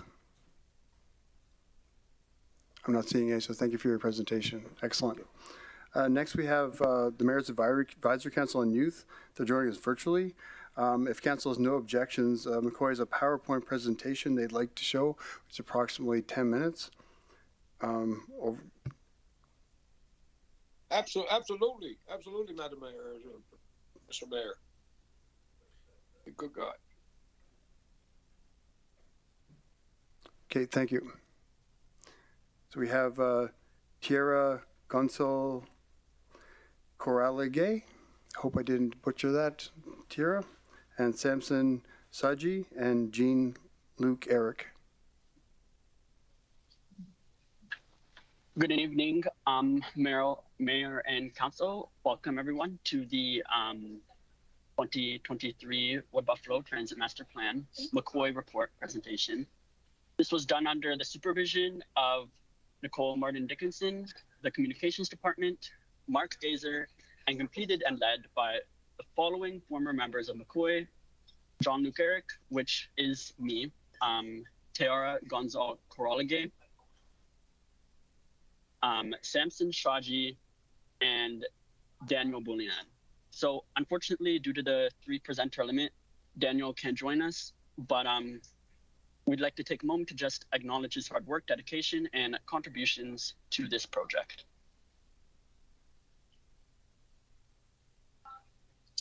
From the 7th of February to the 17th of March 2022, the municipality conducted the RMWB Transit Master Plan Survey. The survey was administered and advertised online, allowing residents of all ages to have their voices heard. After the conclusion of the survey, all of us, as members of McCoy, analyzed the student-led data to identify the needs of the youth in our community.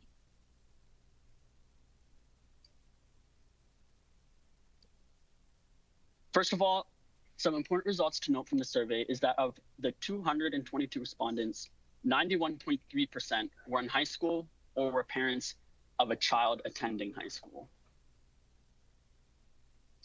Furthermore, 34.3% wanted to provide feedback on school service. And 75.4% of respondents planned on using the school service. Therefore, considering this data together, it was evident that resolving issues with school service was crucial to ensure that youth continue to choose to use our transit system as their choice of transportation. In response, the Transit Master Plan is working to address these needs as it proposes changes to the school service by revising school trips and introducing the new transit network. There were several primary issues and needs highlighted by students. Firstly, respondents, especially students at Westwood Community High School, noted that, quote, overcrowding is the real concern, as over 70 kids are crammed to a bus. Secondly, it was emphasized that safety was a concern, as many parents mentioned that their kids, quote, don't feel safe. Moreover, students also mentioned that better advertising was a primary need. If the municipality were to, open quote, advertise in fun ways, close quote, more students would be encouraged to use transit. Additionally, respondents also felt as though cost was a concern as, open quote, student bus passes are not equitable, close quote, and that there should be a more, and I quote, affordable option. Route frequency was also a primary issue, as student respondents are, open quote, unable to catch the transit home, close quote, unless they leave their extracurricular activities early. Therefore, they want the city to, open quote, increase frequency around school times and weekends, close quote, so students, quote, will actually use the service. Another need that respondents highlighted was to improve the timing of the buses, as they quote, are always late, thus causing students to, quote, wait in the cold and, quote, end up late for school. These needs were also highlighted in the plan's objectives, as working to resolve these issues connects with their goals to, quote, remove fare and pass purchasing barriers, maintain a, quote, customer focus, and, quote, improve public perceptions of transit. First off, to resolve the issue of overcrowding, the plan has proposed increasing the frequency of popular routes, but we would like to emphasize this need for routes 41 and 17 for students at Westwood. Also, it would be beneficial to have routes that run later in the day for students with extracurricular activities. This could be also possible with the redistribution of resources that comes with the implementation of the on-demand system as outlined in the plan. Secondly, to help increase ridership, new advertising techniques could be used, such as fun and engaging posters, videos, and social media posts targeting students. Next, to resolve the issue of cost of riding for students, some possible solutions could be to reduce the price of monthly bus passes specifically for students, or, if it can be funded, offer free busing to students, which would in turn increase ridership. The plan is working towards this as it proposes frequent rider discounts and a new fare technology with different fares for different passenger types, such as students. Finally, to help people deal with the late buses, there could be increased promotion of the app called Transit or something similar to it, which includes a tracking system to see where late buses are in real time. This would help people with trip planning to reduce their wait times, lessen the impact of late buses, and reduce exposure to the cold. Thank you for taking the time to listen to our presentation. Thank you so much for your presentation. For the, I know all you were in McCoy last year, and you've gone on to university and further your studies. So it's great to see you come back this year to present to council on what you did last year. Do we have any questions from council for the McCoy group? Councilor McGrath.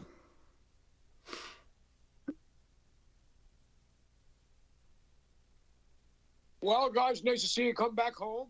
Got a job for all of you guys this summer. I guess one question is, I know Guy Baudelaire and Mr. Carberry and Paul Hartigan had a great idea. And I think it's almost 30 years later, you're still around and all you kids are doing well. And I know Mayor Bowman spends the time with you guys, and I see you down in council chambers, like the younger ones. My question is this. kids a little bit older than you guys that still wear T-shirts when it's 40 below. When you come back home and talk to your friends at Keano, where's their bottleneck?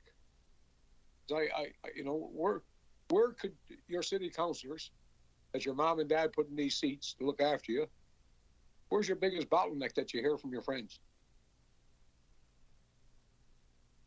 Because when I was going to Keano, we stayed at the Purple Palace. But we were only allowed to stay there for about 2 weeks. Different reasons. So if you're not staying like at the college, I guess twofold. Where is the bottleneck? And now that you're maturing kids going to university, and you see how those places are set up, most of the residents are within the footprint. You can walk down White Avenue and go to U of A, or the Kingsway to Nate. So I guess if the bottleneck, we'd say, was downtown, would it help to have a residence in the new Rover building? Like, let's say if you had a new residence 3 kilometers away, would that help?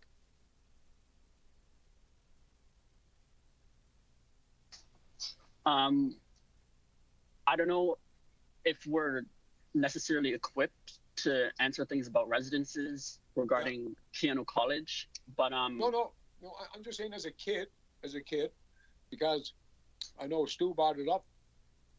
Most kids are like me; they had to go to school and work for Peter or Vera or whoever to put yourself through school. So if you're in that situation, what's the best way to get you to class without the gas? Because we only charge $1 for the bus, so that's not working. You know what I mean? It's not the cost. We're not cost prohibited. So you're coming home. You got lots of friends I see around. Where are they having trouble getting to school? And if we know that, we know we can push a few buttons. Because the guy that, you're graced. The guy that, takes some money away now, he can probably get you back some money. So where could we help you? I think, Councilor McGrath, the students that are here that are presenting, what they did, their transit plan, what they did was they did their surveys in the high schools, and that the high school usage of the transit plan and what they could contribute to information as we went forward with the transit plan. So as one of them mentioned there, he's not sure if he'd be equipped to talk to Keano as they've gone out of school in other locations in secondary schools, but their presentation is mostly on to deal with the high schools and how they use our transit system. Well, I'm quite familiar with that after 19 years, but I've been at a Keano for, 35. So I guess what I'm asking is, when you come home and you connect with the people that are going to school, is the bottleneck downtown or is it Timberlake?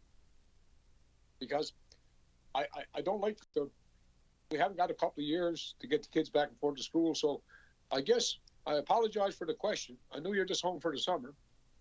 And I also know about the high school, but if you have something that we can help you with, you got a great mayor that goes to the McCoy, and there's no better time to get set up for September right about now. So if you have some feedback where we can help you, be excellent. And thanks for taking the time and volunteering, because anytime you see kids your age come back to the community is like everybody coming home for Sands Anonymous. So thank you. Thank you. I do believe, if I can speak right now, that it was outlined in the main plan that the downtown, we did want to reduce reliability on the downtown terminal. So if that is in any way relating to what you're referring to with like the bottleneck situation, then I believe the first transit presentation addressed that. I'm sorry, Jer. I should have talked slower. The bottleneck is where the flow stops. So my point was, if we had, say, a couple hundred kids waiting down on Franklin Avenue in the morning to go to school, we could, bring that to admin, and we could put a wand to it and, dilute the hang-up. Because it's hard for me to know where the bottleneck is because I hadn't heard it. So I appreciate that, son. Thank you. Thank you, Councilor McGrath. Councilor Dogar? Question? Thank you, sir, Mr. Mayor. Thank you very much, boys and the girl. Amazing show. Fantastic, your presentation. Please keep coming and keep on having dialogue with us. We'll certainly educate ourselves from your experiences. Thank you very much. Thank you, Councilor Dogar. Councilor Benjoki, you have a question? Thank you, Mr. Mayor. Just to say thank you and commend the youths for their work. Thank you. Thank you, Councilor Benjoko. Do you have any other questions for the delegates? Not seeing any. So again, thank you guys for coming in tonight for this. Next, we have Nicole McDermott, transit operator.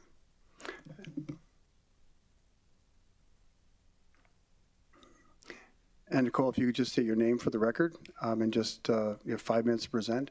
Just remain seated after for questions, please.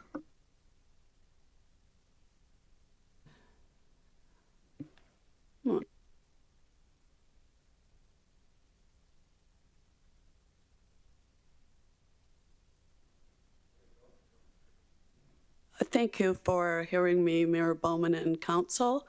I have compiled some of the recent violent transit incidents across our country, and I was told I have to ask permission to hand these out to you, just for your viewing.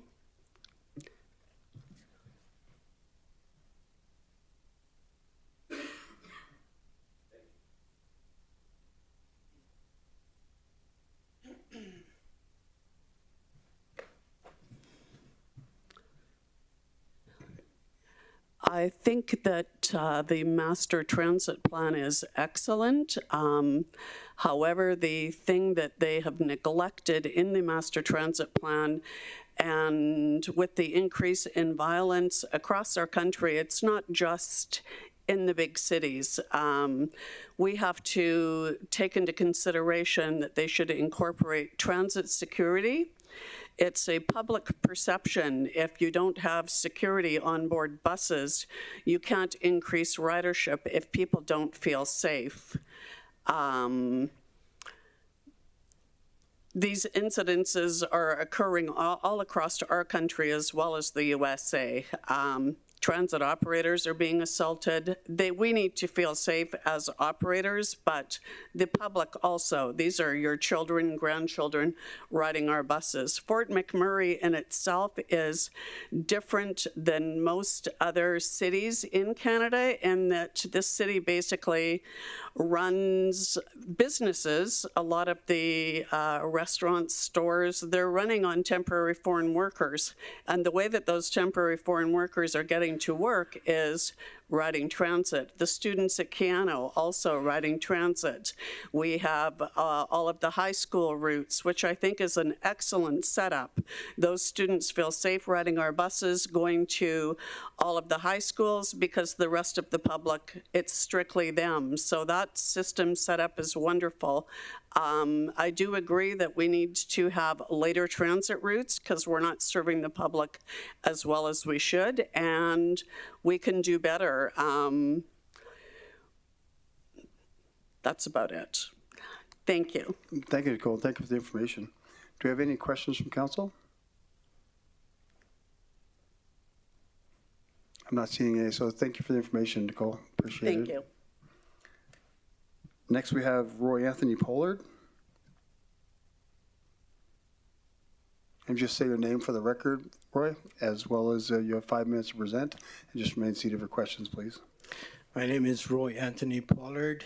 Thank you, Chair Bowman and honorable guests. I would like to speak on enforcement of safety on the buses. There's a lot of drinking, drugs, abuse on the buses. And the students, Keano, as well as regular workers, are complaining. They come to the front of the bus and complain and said, "Can't you do anything about this?" They're passing the bottle around from people, from one another, and the language is abuses. And I tell them there's nothing. The only thing you can do is call into dispatch. They will call the RCMP, but it's useless in a sense because the RCMP would not respond because, I mean, the time that they will respond, I mean, we continue driving, so the person will either leave the bus by that time. And as far as I know, only the RCMP could restrain or take the person off. By law, cannot, or inspectors cannot, peace officers cannot. They don't have the authorization to do it, only thing. The other thing is about fear. We have a lot of people, I meet people that still using the March Pass, and we're not allowed to refuse them. Those are what the transit, we just have to take it, and you raise the fares, and people just abusing the system, saying I forgot my pass or I forgot this, and it's the same person or the same people that's doing it day after day. And there's no enforcement whatsoever. The other thing is about the transit plan seemed to be good, but we need to implement some routes yesterday. The plan, like a simple solution to that, Keanu students as well as people, the holiday. There's only one bus. I remember that Honorable Bonjoko had mentioned this when she first took office, that there's only one bus running down Franklin every 75 minutes. So there's no connection. People come to me and they're asked. You see, we get all the questions from all the passengers, from all the students, and we have to answer them. Why is this not happening? Why is that not happening? Anyway, bus running down Franklin every 75 minutes, hour 15 minutes. The connections from Timberley or Tickwood, what do they have to do? Take a cab, or they have to walk in minus 35 degrees. And a simple solution, I would think, just get a shuttle bus running from main terminal to, say, Home Hardware every half an hour down Franklin Street on holidays. That would solve the problem. When I was coming in here, before I come in here, some of my colleagues, there was a guy that was smoking in the bus. And they told me it was filled with students, and he put his pants in the bus and he refused to move. Now that bus had to be taken out of service right now, and he refused to get off. They called the RCMP.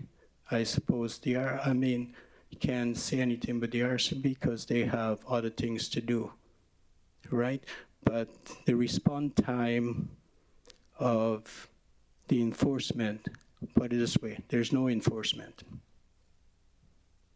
And this is for the students of Keanu, students of the people that work. They feel unsafe because they keep saying, can't you do anything?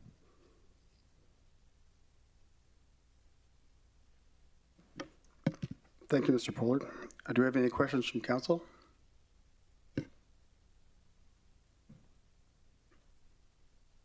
I'm not seeing any, so thank you for the information, sir. Thank you.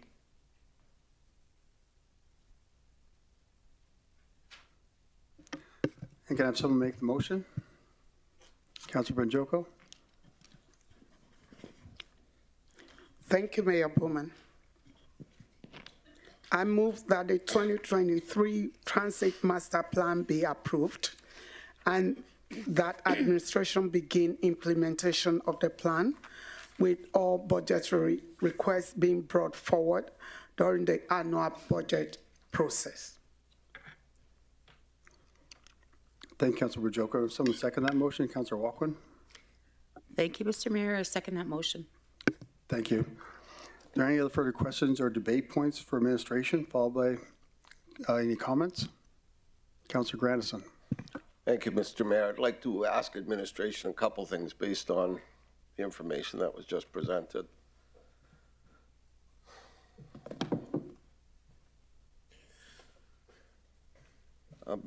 Just kind of go backwards from the security aspects. I'm certain that in every community we have challenges as it relates to security. All of our buses have cameras, do they not?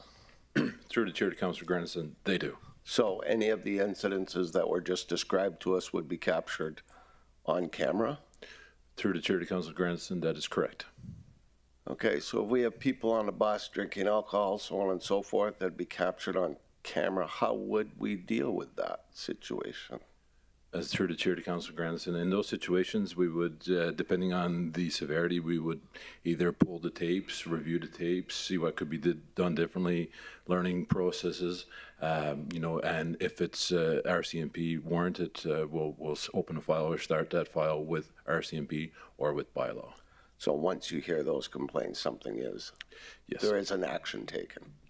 Yeah, true to chair to Councillor Grandison, absolutely. And I want to thank both Roy and Nicole for coming forward. And I want to state that the health and safety of our operators and all of our crew is the utmost importance. As I stated before, we have mechanisms and controls in place, including training and discussions with bylaw, the RCMP. We are also a member of CUTA, which is Canadian Urban Transit Association. We're constantly reaching out to these individuals, learning what we can do better. So I applaud these guys for coming forward. And we will always do better, and we have those things in place. So that's very important to note as well. Thank you. So one of the other questions that kind of popped up through some of these is there's always the desire or the assumption. You know, we can make some assumptions. If we provide a better transit service, people will like our town and stay in it. You know, I don't know whether we have any evidence to determine whether that's actually true. But based on the information that you gentlemen provided in the master plan, you have a strategic strategy of implementation based on information. And if memory serves me correct, each phase of increase is going to be based on more information, more consultation, and more information so that it can evolve in an organized way rather than a reactive way. Is that correct? Through the chair to Councillor Grandison, you're absolutely correct. And as I mentioned or discussed with Councillor Banjoko, the beauty behind this plan is, you know, we all use the word flexible and pivot. I like the word fluid. This plan is fluid. So we will have further consultations with our drivers, with Keano, with all of our users. And if there's a, you know, need or rationale to expedite, then we will come back to council, say this has been successful. We're going to move this along quicker. We've learned this. We're going to move this along quicker. However, to do that, most of the time, it will come with a budgetary amount, and that's what we'll come back with. So that's based on history. That's based on what you've learned from other municipalities through implementation and all of the information, not just hopes and wishes and what we want, but that's actually based on a proven track record, et cetera. Through the chair to Councillor Grandison, you're absolutely correct. The collaboration and engagement is one thing. We did the benchmarking against the communities that I mentioned previously. However, transit across the coast to coast is massive, and we are a member of CUTA, and we rely on that information quite heavily. We discuss with our partners with similar sized municipalities, constantly learning. It's an organization that's well ran, and we do get that information quite often. All right, thank you very much. You're welcome, sir. Thank you, Councillor Grandison. Councillor Banjoko. Thank you, Mayor Bowman. My question is around the security and safety of bus drivers. So the situations that are described by the two bus drivers, and you are saying that all this is being, you hear about them and they are being handled correct? Through our chair to Councillor Banjoko, absolutely. Like I said before, I applaud these two for coming forward. The health and safety of our operators is paramount. It's something that it's addressed in this plan, but it's something that we live and breathe daily. We work with the union, we work with the drivers, we work with CUTA, we work with bylaw, we work with RCMP, all those mechanisms. As I stated before, the security doors, the cameras, the distress buttons, training. there's a multitude of mechanisms in place to protect our drivers. Thank you. So my question then is, with the presentation and all that you've heard, now do you see a gap that you need to maybe review things and see maybe where we can do better? Is that a takeaway for you? Through the chair, Councillor Banjoko, as I stated, I appreciate these guys coming forward, but this is number one within transit, so this is something that we're always looking at what we can do better. It's constant, continuous. And the bylaw enforcement and things like that? Working with bylaw, working with the RCMP, working with any type of department that's associated with transit, working with other transit agencies from coast to coast, what we can learn nationally, provincially, absolutely. And are there signs in the buses to let passengers know they have a limit of liberty? Absolutely, and that's a great point too as well. It's all about you know, the training and the culture of our ridership. The constantly, I remember a little while ago, the mayor himself put forward the transit safety, I believe it was Awareness Week or month, as a proclamation. It's about getting the communication, and as one of the students said before, it's about proper advertisement. We're on Instagram, we're doing TikToks, we're doing all kinds of media to help train the riders and let the people know that these are men and women, family members of society, and treat them with respect. Absolutely. We meet with the school boards constantly. We meet with the teachers. Absolutely, it's priority. Okay, thank you. Thank you, Councilor Majoko. Do you have any other questions or comments or debate points? I'm not seeing any, so thank you, Joel. I'll call for a vote. All in favor?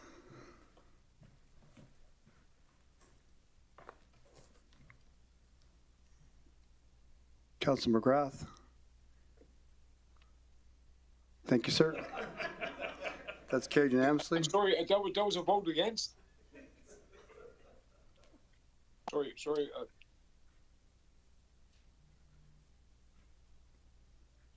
Sorry, Councilor McGrath, that was an opposing vote?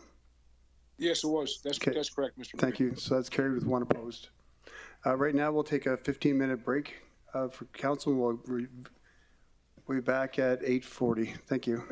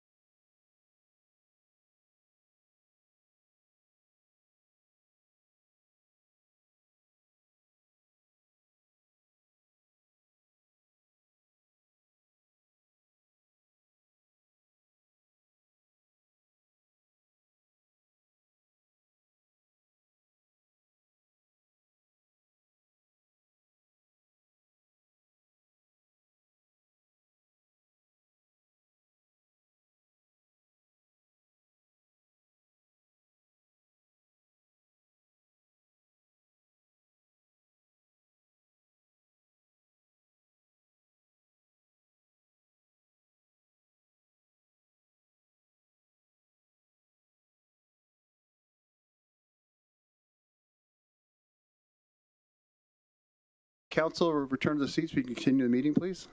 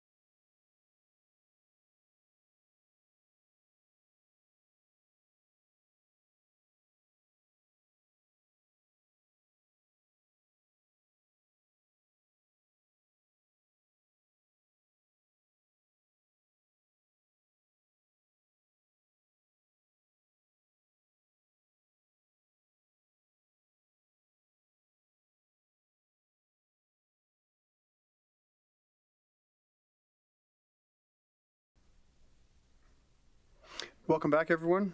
Next, we have Wood Buffalo Housing and Development Corporation Sustaining Grant. I'd like to invite Deanne Berge, Director of Community and Protective Services, to present, please. Good evening, Mayor and Council. My name is Deanne Berge. I'm the Director of Community and Protective Services. With me is Lori Farquharson, Chief Financial Officer. We are presenting the Wood Buffalo and Housing Development Corporation Sustaining Grant request. The Community Investment Program provides funding to subsidiary corporations to support programs and services that align with the goals identified in Council's Strategic Plan 2022 to 2025. A subsidiary corporation is an organization that is partially or wholly owned or controlled by the municipality. Wood Buffalo Housing provides affordable housing, community housing, seniors housing, and manages the Government of Alberta's Rent Supplement Program. The downturn in the economy, along with lower rental rates and increased fixed costs, have made it difficult for Wood Buffalo Housing to service their debt. On March 2nd, 2022, Council approved $5 million for Wood Buffalo Housing and Development Corporation to fund its mortgage debt servicing payment in 2022. On April 3rd, 2023, Wood Buffalo Housing submitted a sustaining grant request for $21,512,925, which was intended to pay the Siltstone Place mortgage to ensure long-term sustainability of Wood Buffalo Housing.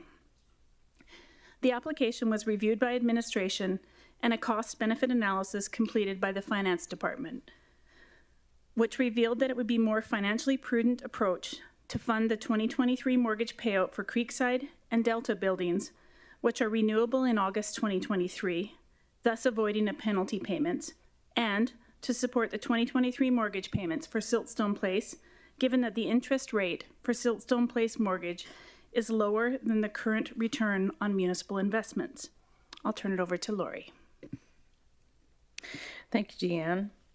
Wood Buffalo Housing's 2022 financial statements indicate that they have unrestricted net assets of $27.6 million.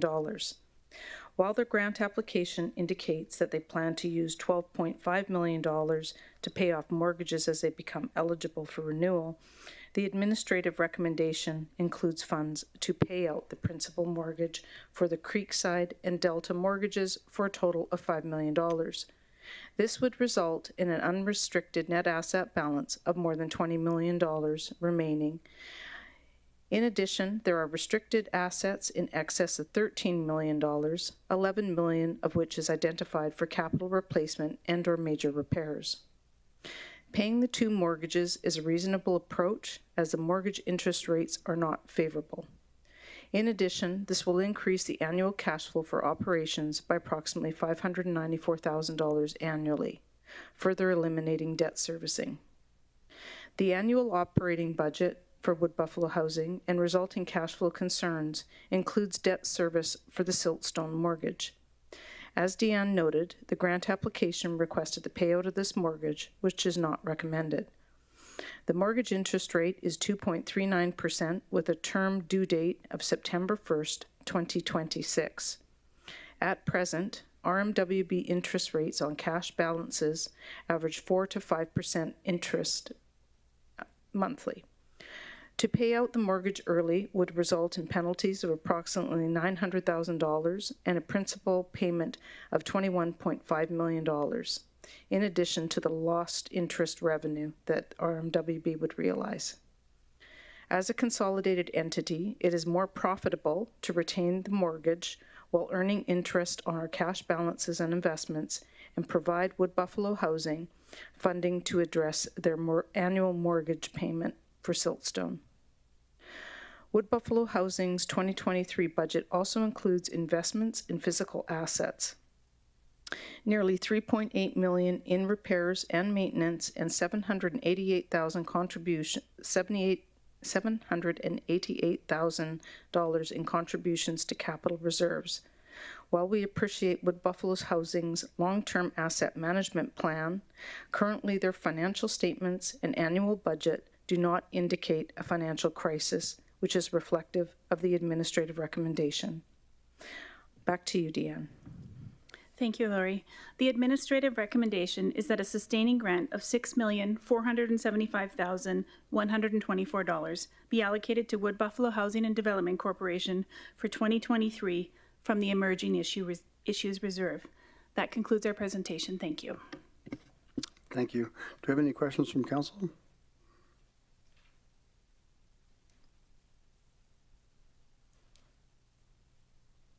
I'm not seeing any, so thank you. Do we have any delegates to this item? Yes, Mayor Bowman, we do have delegates, and we'll start with representatives from Wood Buffalo Housing. And for Council's awareness, Wood Buffalo Housing is no longer requesting for their PowerPoint to be displayed, but they are requesting for 10 minutes to make their presentation. If there's no objections from council, we'll allow that.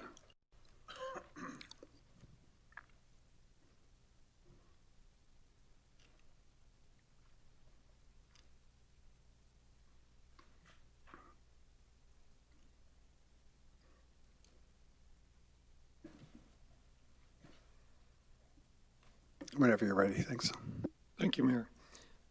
I'm not going to be able to see you because in order to read this, I got to remove the glasses. I'm at that age. Anyways, good evening, Your Worship, members of council, administration. My name's Alan Kalal. I'm the board chair of Wood Buffalo Housing, and joining me today is board member Najwa Kamirik. Did I get it close? No, sorry. And our president and CEO, Henry Hunter.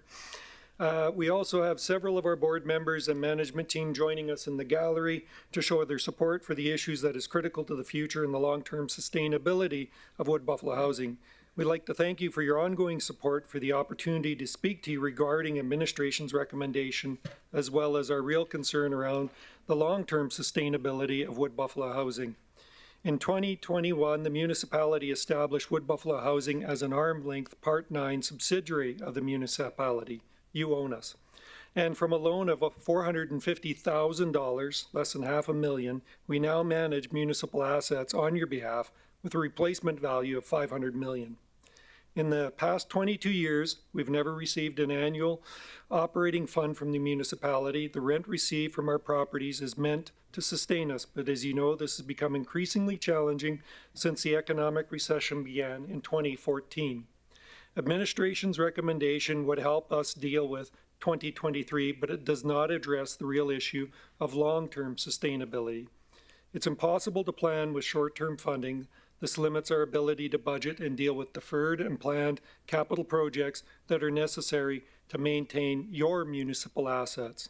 For the past 6 years, our senior management team and board have been focused on long-term sustainability, and we have explored every option available to increase revenues, reduce our expenditures, and eliminate debts. Our team has made the organization as efficient as possible by reducing costs through improving planning and procurement practices and including a complete restructuring resulting in organization-wide reductions in staffing costs from $11.2 million to $6.5 million, nearly half. In 2017, our long-term mortgage debt was $103 million. And since then, our team has focused on debt reduction program to bring it to $37.2 million today. This was done through provincial support of a $19.6 million, and Wood Buffalo Housing has paid down the rest through operation revenues and reserves. As this has helped, but each time we get closer to financial sustainability, we encounter another fiscal obstacle, such as increasing utilities, including the carbon tax, 123% increase in insurance premiums, a 10-time jump in our deductible from $50,000 on any insurance claim to $500. Though we have managed to reduce our vacancy from 37% to 12.5% today, the deficit is primarily a result of the rental rates, which have dropped 30%. So we've been able to fill in some of the gap on the apartments, but our rental rates on every apartment are down. We've dealt with all these challenges, but unfortunately our fixed costs, including mortgaging debt services, make up more than 50% of our total costs. And as mentioned by administration, those are going to go up a lot more as they come up for renewal. And our 20-year asset management plan identifies a shortfall by 2029. That's not too far away. And that is why we're asking for your help to pay off our mortgage debt of $21.5 million for our Siltstone property. This would save us $1.5 million annually. This would enable us to fund our 20-year asset capital plan and achieve long-term sustainability. Siltstone is the last property completed back in 2015. It was built at the height of the boom and at the encouragement of the province and the municipality, because the population predictions at that time were 230,000 for Fort McMurray by 2030. We now have this property, which cost $56 million to build in the boom, that according to most recent municipal property tax assessment is valued at $14.5 million. Paying down Siltstone mortgage debt of $21.5 million will enable us to manage our operating costs and properly fund our capital maintenance plan without needing ongoing requests for funding from the municipality. This will ensure that we continue to be part of the recovery of Fort McMurray and further our work with Indigenous partners in rural communities. These municipal assets are key to the growth of our community and have the availability for residents who need them. Funding this request of $21 million in debt relief will ensure these assets are sustainable for the next 20 years. Thank you. I'll now turn the microphone over to Najwa. Good evening, Your Worship, member of council and administration. My name is Najwa Karamujic, and I'm a director of the Board of Wood Buffalo Housing. I'm also the band designate for Chippewa Prairie First Nation. I've been a director with Wood Buffalo Housing since spring of 2022, and I've been actively working with Wood Buffalo Housing since 2020. The reason I chose to join the board is because I've seen firsthand the impact that Wood Buffalo Housing has had on the people of this region and the important role that they're playing in the community. Chippewa Prairie First Nation has been working with Wood Buffalo Housing to support the needs for emergency housing in Fort McMurray in the past few years. Our nation has had numerous devastating fires in 2020 and in 2021, and due to the partnership that we have had with Wood Buffalo Housing, our members were able to access safe and affordable housing on an emergency basis with little to no notice. Wood Buffalo Housing has been supportive whenever we have requested their assistance. In addition, Wood Buffalo Housing also has memorandums of understanding with Fort Chip Métis, the Fort McKay Métis, Fort McMurray Métis, and the Conklin Resource Development Advisory Committee. The purpose of these MOUs is to collaborate and create solutions to our housing challenges. As you're aware, a number of Indigenous communities received former Ptarmigan Court trailers. Due to these partnerships with Wood Buffalo Housing and the regional municipality of Wood Buffalo, these homes have been a needed addition to our Indigenous communities. Wood Buffalo Housing is also a valuable resource to many of the local social profits. For example, we leased the former Marshall House building to the Center of Hope on a cost recovery basis. Group homes like Captain Place, McMahon Group Home for Youth, the Salvation Army program, which supports adults with disabilities, are all housed within the Wood Buffalo Housing properties. In partnership with the Support Through Housing team, Wood Buffalo Housing operates Centennial House, which is a space for hard-to-house individuals with the opportunity to learn life skills and independence. We also provide space to the Autism Society of Wood Buffalo to operate programming to provide life skills to their clients, and space in Fort Chip to the Athabasca Tribal Council to support cultural-specific programs in the community. Our management team and staff have established great working relationships with Alberta Works, the local social profits, the RCMP, senior groups, and groups assisting newcomers to our region to establish safe and affordable housing. They also sit on numerous committees and boards in the region. Those are just a few of the ways that Wood Buffalo Housing contributes to our region, a region that has changed a lot over the past decade or so. And most of us who have been here for a while, the only thing that remains constant in Wood Buffalo is change. We have all had to learn to adapt, learn from it, and find a way to grow from it. That is what I've seen with this team at Wood Buffalo Housing. The management team as well has already done everything within their power to reduce expenses while still supporting our community stakeholders when they need space for programming. But now we need your help to eliminate the one barrier to our long-term sustainability, and that is the payment of the remaining Siltstone mortgage debt of $21.5 million. These are municipal assets, and we need to ensure that they remain sustainable for many years to come. Thank you very much for your time. Thank you so much, Mayor and Council. Thank you. Do we have any questions from council? Councilor Dogar? Sir, thank you very much. Thank you very much, sir, presenters. It was a good presentation, very informative. I just want to ask you, in my papers, I read 51 Wood Buffalo houses are in the rural areas. Is it so? Yes, we have housing, we have memorandums of agreement, and we do work in the rural areas. Is there any 51 houses or, okay, houses? may not be 51, you know, roughly, but where are they? We have housing in Conklin, we have housing in Fort Chippewa, and we have some seniors housing in Anzac. They are the proper houses or just the trailer houses? They are are they proper? RTMs, yes. Okay. At Fort Chippewa, there is a house that is Ayubskawa. The spellings, how do you pronounce it? Ayabaskaw. Ayabaska House. Ayabaska. Yeah. So what is the disposal and what is this house? Can you let me know, please? Through the chair, we have not disposed of that. That's the seniors homes there. We have 10 units in one section of it. What we have done is we have leased out the other section to ATC, so that they can operate community programming from there. Okay, thank you. Councilor Stroud? Thank you, Mayor Bowman, and thank you for the presentation. What is Wood Buffalo Housing's vacancy rate at the present time? 12.5% through the chair. 12.5%. So with that abundance of available units, is Wood Buffalo Housing considering supporting the homeless with housing if the various agencies working with the homeless are willing to pay the rent required? So those units that we talk about 12%, those are in the not the affordable, they're in the near market housing, which is 90% of our housing, and those houses are available for rent, and we hold those at 10% below the current market rate. But those we're a not-for-profit, so they have to cover their costs. We do work with the agencies regarding with homelessness. As Najwa pointed out, there are a number of agencies that we work with. Yeah, so if they're willing to pay the rent required, are you It's willing? not just willing to pay the rent, they also, if the agencies are involved, and the agencies, we require them to align with our rules so that they have to comply.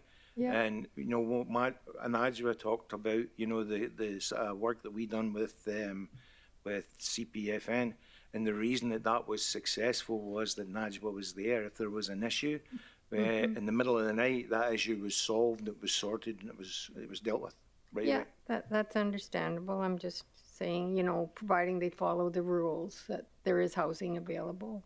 We work with them, yeah. Yeah, thank you. Thank you, Councilor Stroud. Councilor McGrath?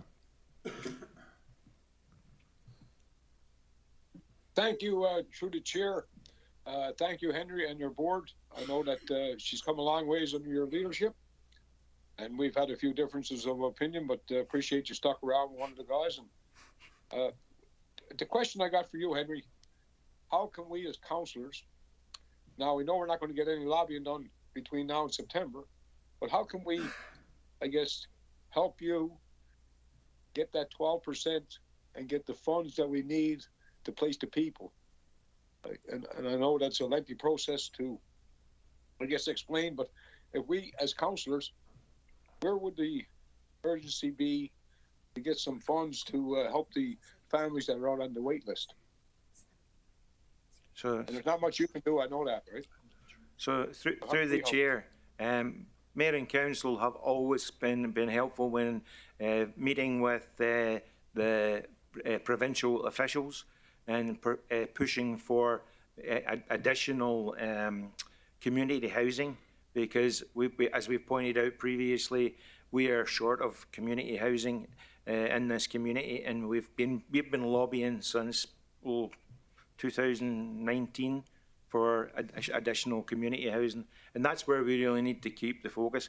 We have had a couple of initiatives where we have tried to, convert some of the housing that we have in the near market to social housing, but that again, that's fallen on deaf ears at the province. Yeah, thanks, Henry. And I guess we had a couple of calls there, Henry. So if you can just clarify, because people think we're out of the woods with that social housing. I know they're refurbishing a unit downtown right now, but we have some parents that are on the waiting list, and we're going to try our best here to help you out. Again, thanks.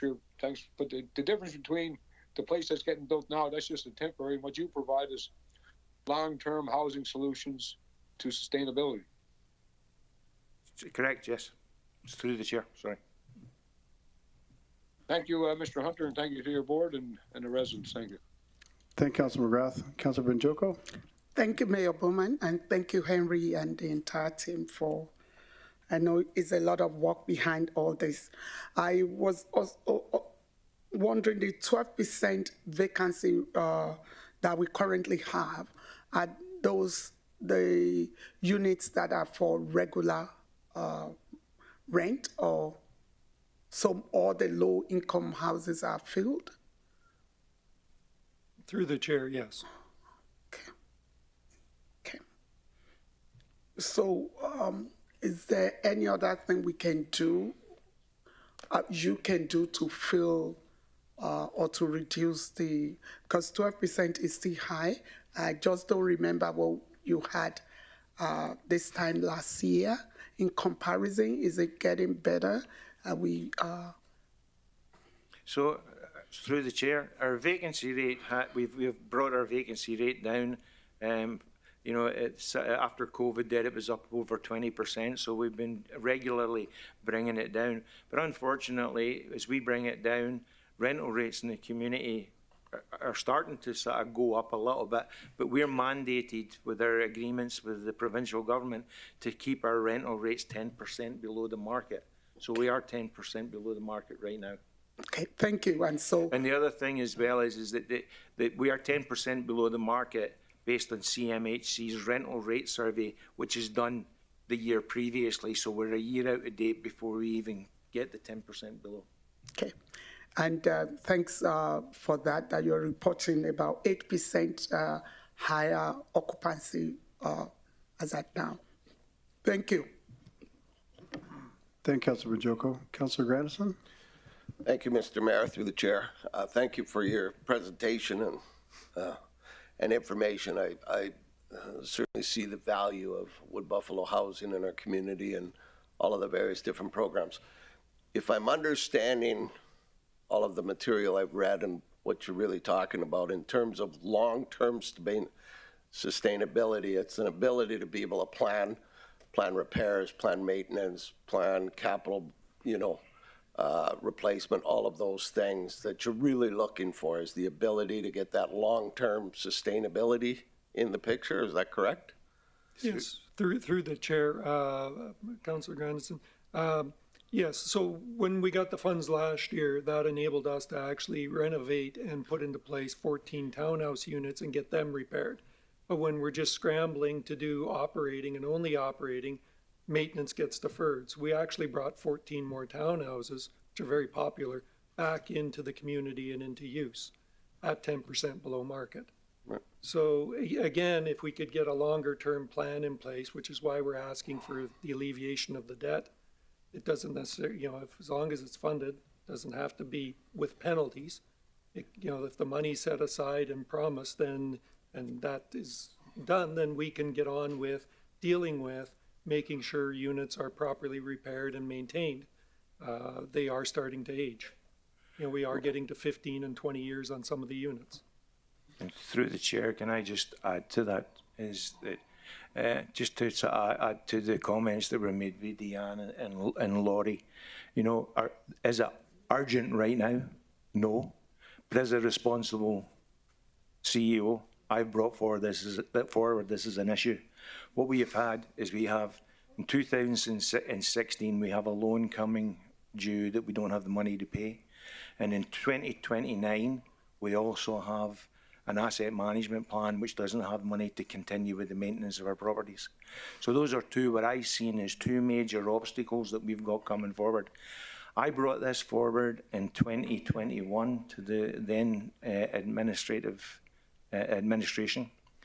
And at that point in time, it was taken forward and said, great, this is municipal debt, let's pay it all down. I said, fine. And we came forward to you at that point in time in which the mayor and the council generously gave us $5 million to move forward with. But our problem is that we have these two big roadblocks coming in there. It's $21 million. We need a plan to deal with that $21 million. If we don't have a plan to deal with that, then we're in trouble going forward. If we have a plan to deal with the $21 million, we can handle what's coming up in 2029. We can deal with that. And that's what we're trying to alleviate. And that's what I'm talking about, the long-term sustainability of the organisation. That's why we went on to develop our 20-year asset management plan to make sure that this organisation is sustainable going forward. When I joined Wood Buffalo Housing in 2017, I was brought on board with a mandate to get back to fiscal sustainability. That's what I've done. Everything that we've done as an organisation, we have cut costs, we have tried to generate revenue. There's nowhere else that we can cut costs. The organisation is running as efficiently as it possibly can. The only thing, the impediment to us, to our long-term sustainability, is that $21 million that we've got looming. You know, does it have to be sorted today? No, I'm not saying that. But we do need a plan that says we're going to sort out how we get to 2026, and when we get to 2026, that debt is retired so that we can plan and make sure that we are in a good position to deal with 2029. Sorry. So, thank you. So, if I'm understanding this, so the issue is really the mortgage, which is due in September of 2026. If I understood what our administration said, and it makes perfect sense, if we're getting more money on our investment, then why would we want to pay off the debt? We're losing money. So the good logical reason for their recommendation. However, if once 2026 comes along and the mortgage is renewed at today's mortgage rates, it's now suddenly going to cost us more money than it's going to generate, and it's going to put Wood Buffalo Housing even further behind the eight ball because a greater amount of money will be going to mortgages. So if there were a plan in place that had a commitment, as good of a commitment as can be made to ensure those funds were paid off, or that mortgage was paid off in 26, that would put you where you want to be. Is that correct? I think it's where we, sorry, through the chair, it's where we all want to be because these are municipal assets. Oh. It's been highly successful. We've taken $450 million or $1,000 and turned it into $500 million worth of assets that serve the community. Yeah, I agree. Wrong phrasing. Where you want to be, and I believe where you want to be is always serving the community anyway. So I take your point. No, yeah. Yes. And through the chair, we all like certainty. Yeah.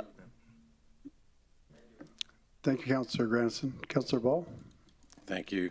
Through the chair, I just want to extend on that a little bit.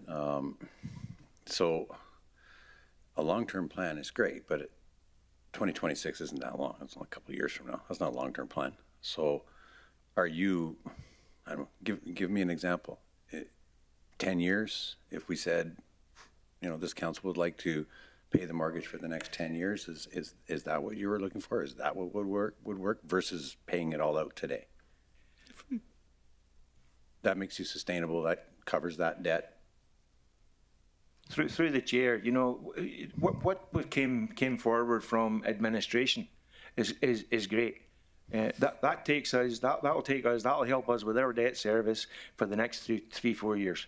When it comes to 2026, if we could get a commitment that the remaining debt then, which I think is about $18 million, would be paid off.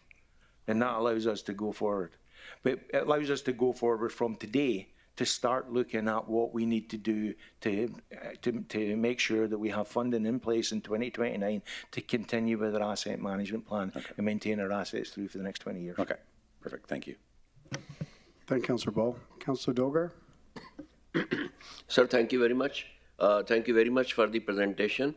I just want to ask you, what about audit procedure? You have your internal, or you with the municipality, you have it? Can you please tell me? Through the chair, we have the same auditors as the municipality. The gentleman that you've seen here today, Andrew Geary, is the same auditor that comes to audit Wood Buffalo Housing. And like the municipality tonight, which was nice to see, you got a clean audit. We've had a clean audit for the past 8 years. Thank you. Thank you, Councillor Dogar. Any questions from council? Nice.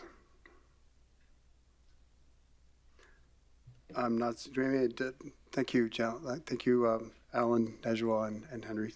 Thank you. Thank you. Do we have any delegates this item? Yes, our next delegate is Leanne Kamka. So, Leanne, if you could just say your name for the record and 5 minutes to present, and just remain seated for questions, please.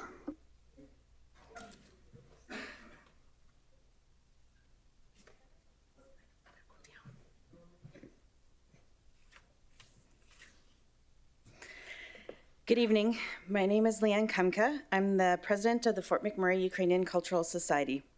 I'm here today to speak of the role of Wood Buffalo Housing as a vital partner and in our community and the assistance they have given. In February of 2022, Russia invaded Ukraine, and 427 days later, the war continues. The Government of Canada rolled out the CUIT program, the Canadian-Ukrainian Authorization for Emergency Travel. Ukrainian Canadians who lived here in Fort McMurray reached out to their families and friends in Ukraine and encouraged them to move here to Fort McMurray. Since that time, there's been over 185 people who have now moved to our community, many of them arriving here in Canada and Fort McMurray with only their suitcase that they left with or the backpack on their backs. When the war broke out, the local community formed a committee with the Fort McMurray Ukrainian Cultural Society, the Oil Sands Rotary Club, and local residents. One of the first issues that the committee needed to address was housing. Where do these people live? Those arriving, often without much notice to our community, did so. Wood Buffalo Housing was one of the first people we reached out to as an organization, and they immediately offered assistance. They offered assistance to provide housing. If they had housing units that were available with furniture, they would offer those.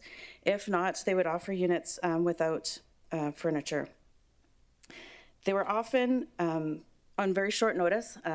We would call them and say, we have someone that's arriving later tonight. Do you have something that's available? And the staff there were very willing to make themselves available and make sure that there was a place for these folks to stay. Another item that they were able to help with is they were able to help with donations. So, of course, our community is very giving, and there was an outpouring of donations to help these people, and Wood Buffalo Housing offered a space to be able to house some of those donations.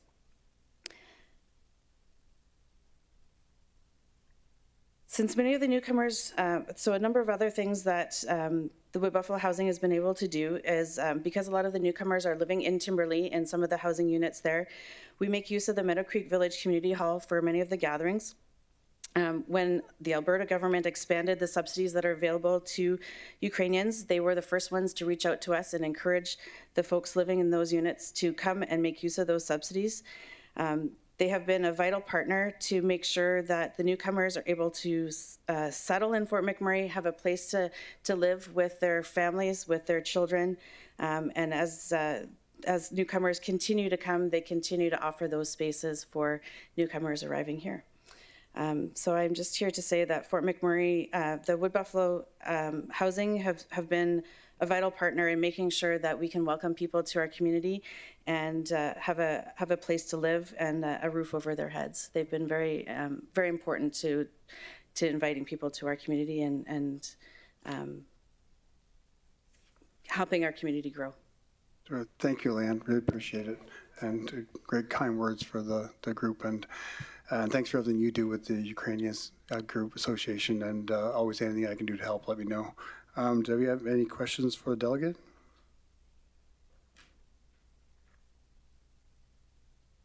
I'm not seeing any, so you had a perfect presentation. Thank you. Thank you, Leanne. Next, we have Bryce Kumka. And if you just say your name for the record, Bryce, and remain seated for... We'll get that later.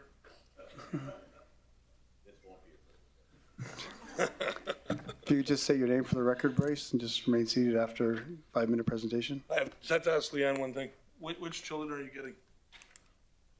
The little ones, okay, good. I'll get the other one. Sorry. It's Ukrainian dance night, so we have to coordinate with currying the children about. So, sorry, my name is Bryce Kumka, resident of Fort McMurray, and many of you have heard me speak in support of Wood Buffalo Housing in the past. I think it's a vital and important group that allows and supports our economic opportunities in Fort McMurray. Without organizations like Wood Buffalo Housing providing stable, safe, and affordable housing, it's difficult for people to move to our community and become part of what we all know to be one of the best places in the world to live. Without an organization like Wood Buffalo, people can't get their start here. They can't re-enter the workforce. A lot of people come to Fort McMurray and they're kind of down and out a little bit, and they're looking for some supports. And if we can have a long-term, sustainable, and safe place for them to move to and live, then they can, reap the benefits of what we're doing here. I've been involved with municipal council and many organizations in the community over the years, and I've seen a lot of change in philosophy within the administration. The biggest shift would have been in the previous council in 2018 when they made a decision to begin to retire all of the debt that the municipality had accumulated, and that there's been a significant reduction in the total debt levels in the municipality from 400 million to about 40 million now, which I think is important, and I think it's very much in alignment with what Wood Buffalo Housing is looking to do as well. If we're going to have overall sustainability, certainty of costing, and the ability to fund capital projects as a region, and with Wood Buffalo Housing, being a large asset of the region, then certainty of available funding is paramount to the overall success of not just their organization, but of our community as a whole.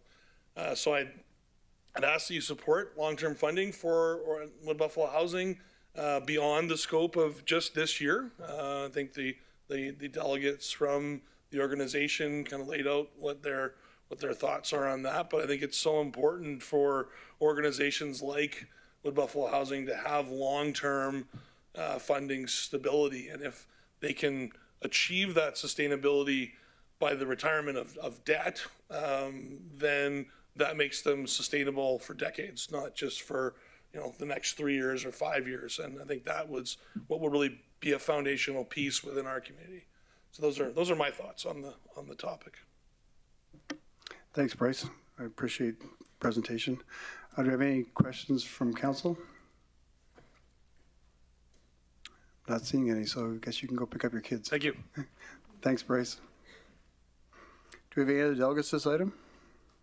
No, Mayor Bowman, we're done with delegates. Can I have someone make the motion? Councillor Grandison? Thank you, Mr. Mayor.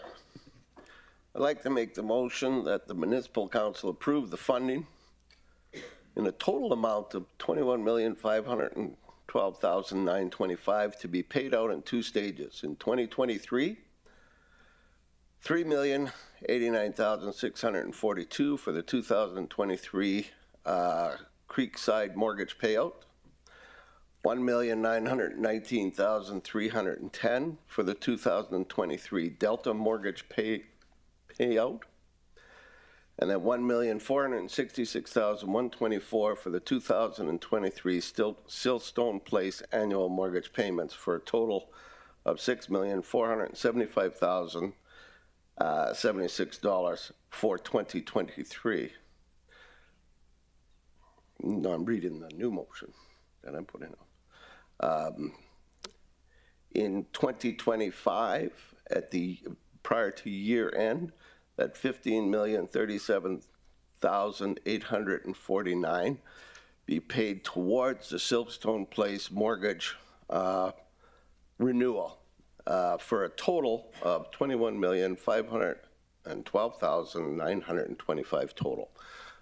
The original amount requested, broken down in two, recognizing, of course, I'll talk about it after the motion. Sorry, Mr. Mayor. I sometimes lose Thank you, myself. Councilor Grandison. Can we take a minute to get a printout of that motion so we can customize it with council so we can read it better? Yep.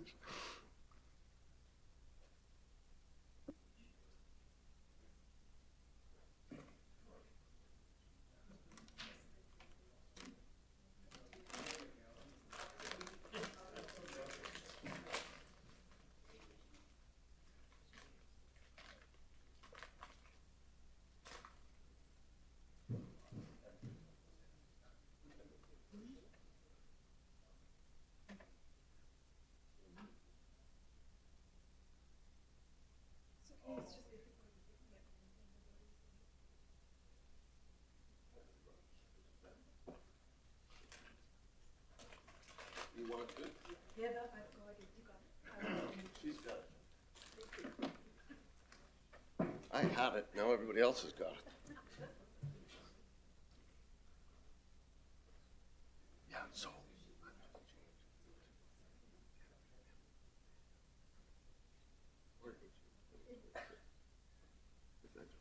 Did you do it the motion? I worked with Henry to get the numbers right. Him and I worked on it. You should have sent it over. I forgot. But I told the mayor I was. See, I'm just trying to get a commitment so they can make their plan.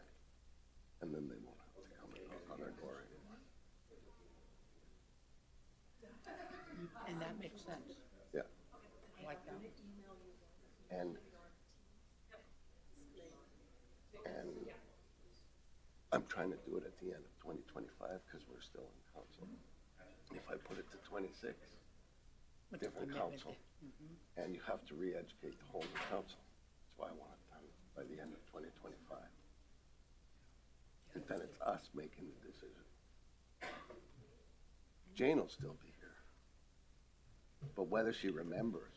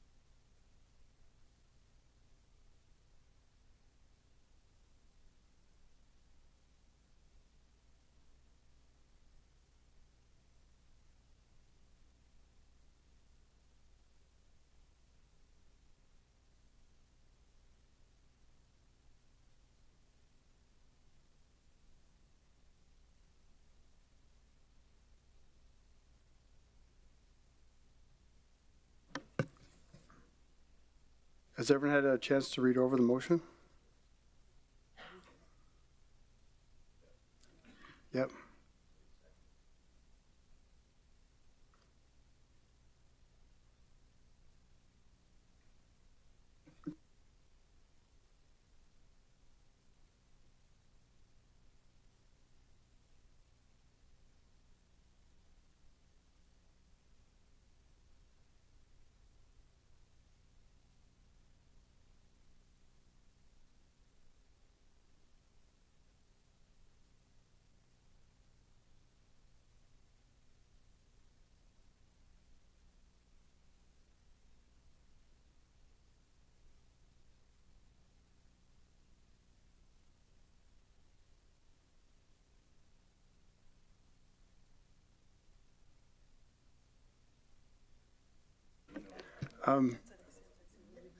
Okay, after reading this and having it circulated, I'm gonna, while I agree with your motion, Councillor Grandison, I'm just gonna ask, because the numbers we're talking about, we're not gonna know what those numbers are going to be in 2026 due to payments, interest, and penalties or anything.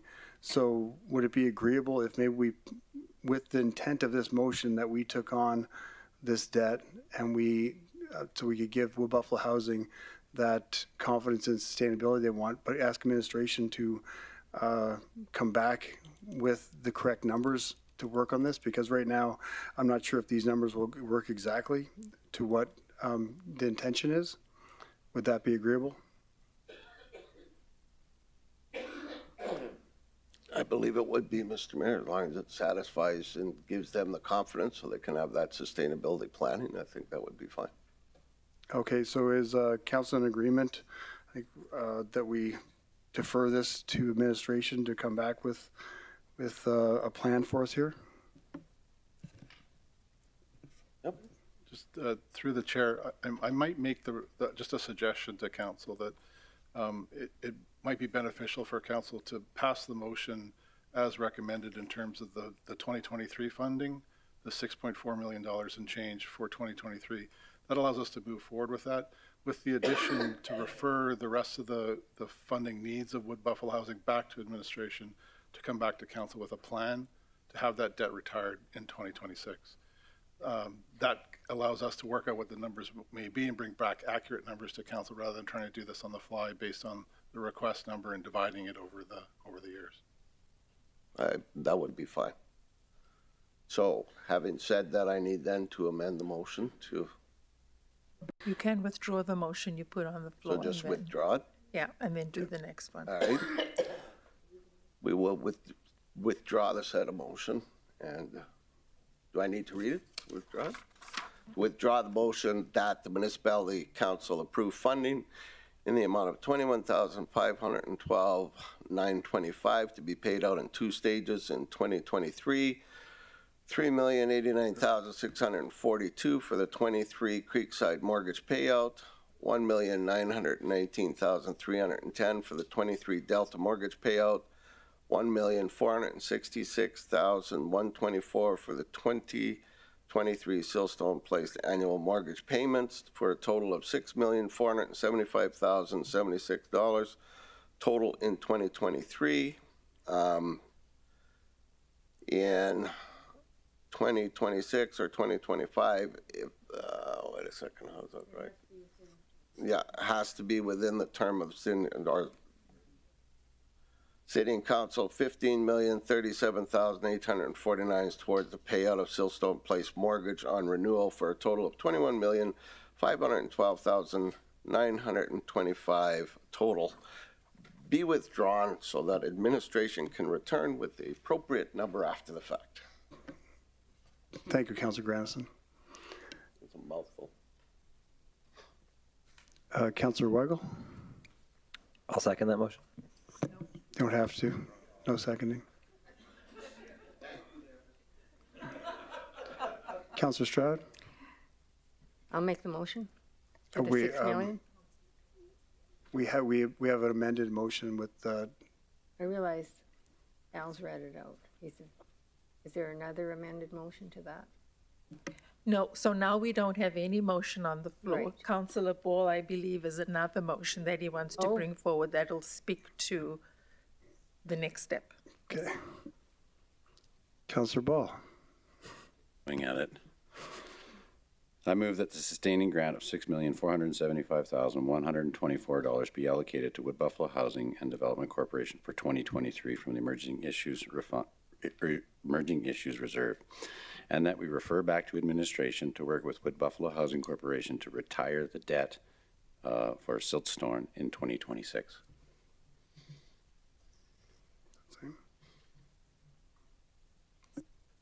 Thank you, Councillor Ball. Can I get someone to second that? Councillor Banjoko? Thank you, Mr. Mayor. I second that motion. Thank you. Any other questions, comments, or debate points of council now?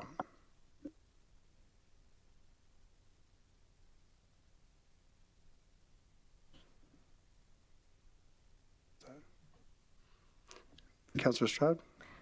Thank you, Mayor Bowman. If I can get some clarification on what is the difference between Councillor Ball's motion and Councillor Grandison's motion.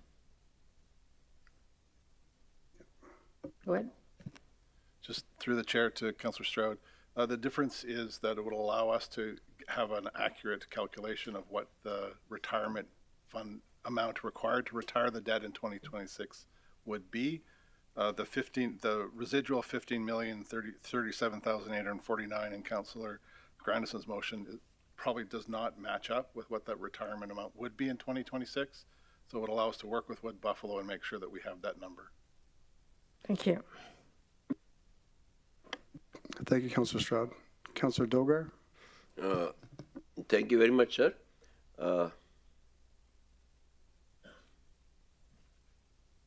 If there is any confusion and we are not clear, as CEO said, we might have a time, and next meeting, we can again reconsider it and pass it if appropriate.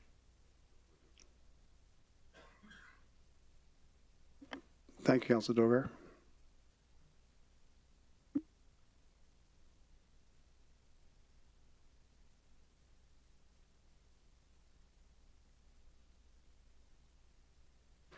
Do you have any other questions, comments, or debate points?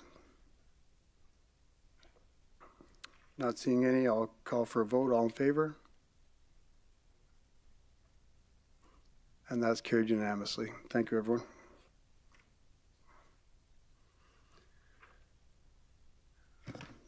Next, we have a request for support for a FireSmart Forest Resource Improvement Association of Alberta grant application. I'd like to invite Chief Jody Butts, Regional Fire Chief, to present the report.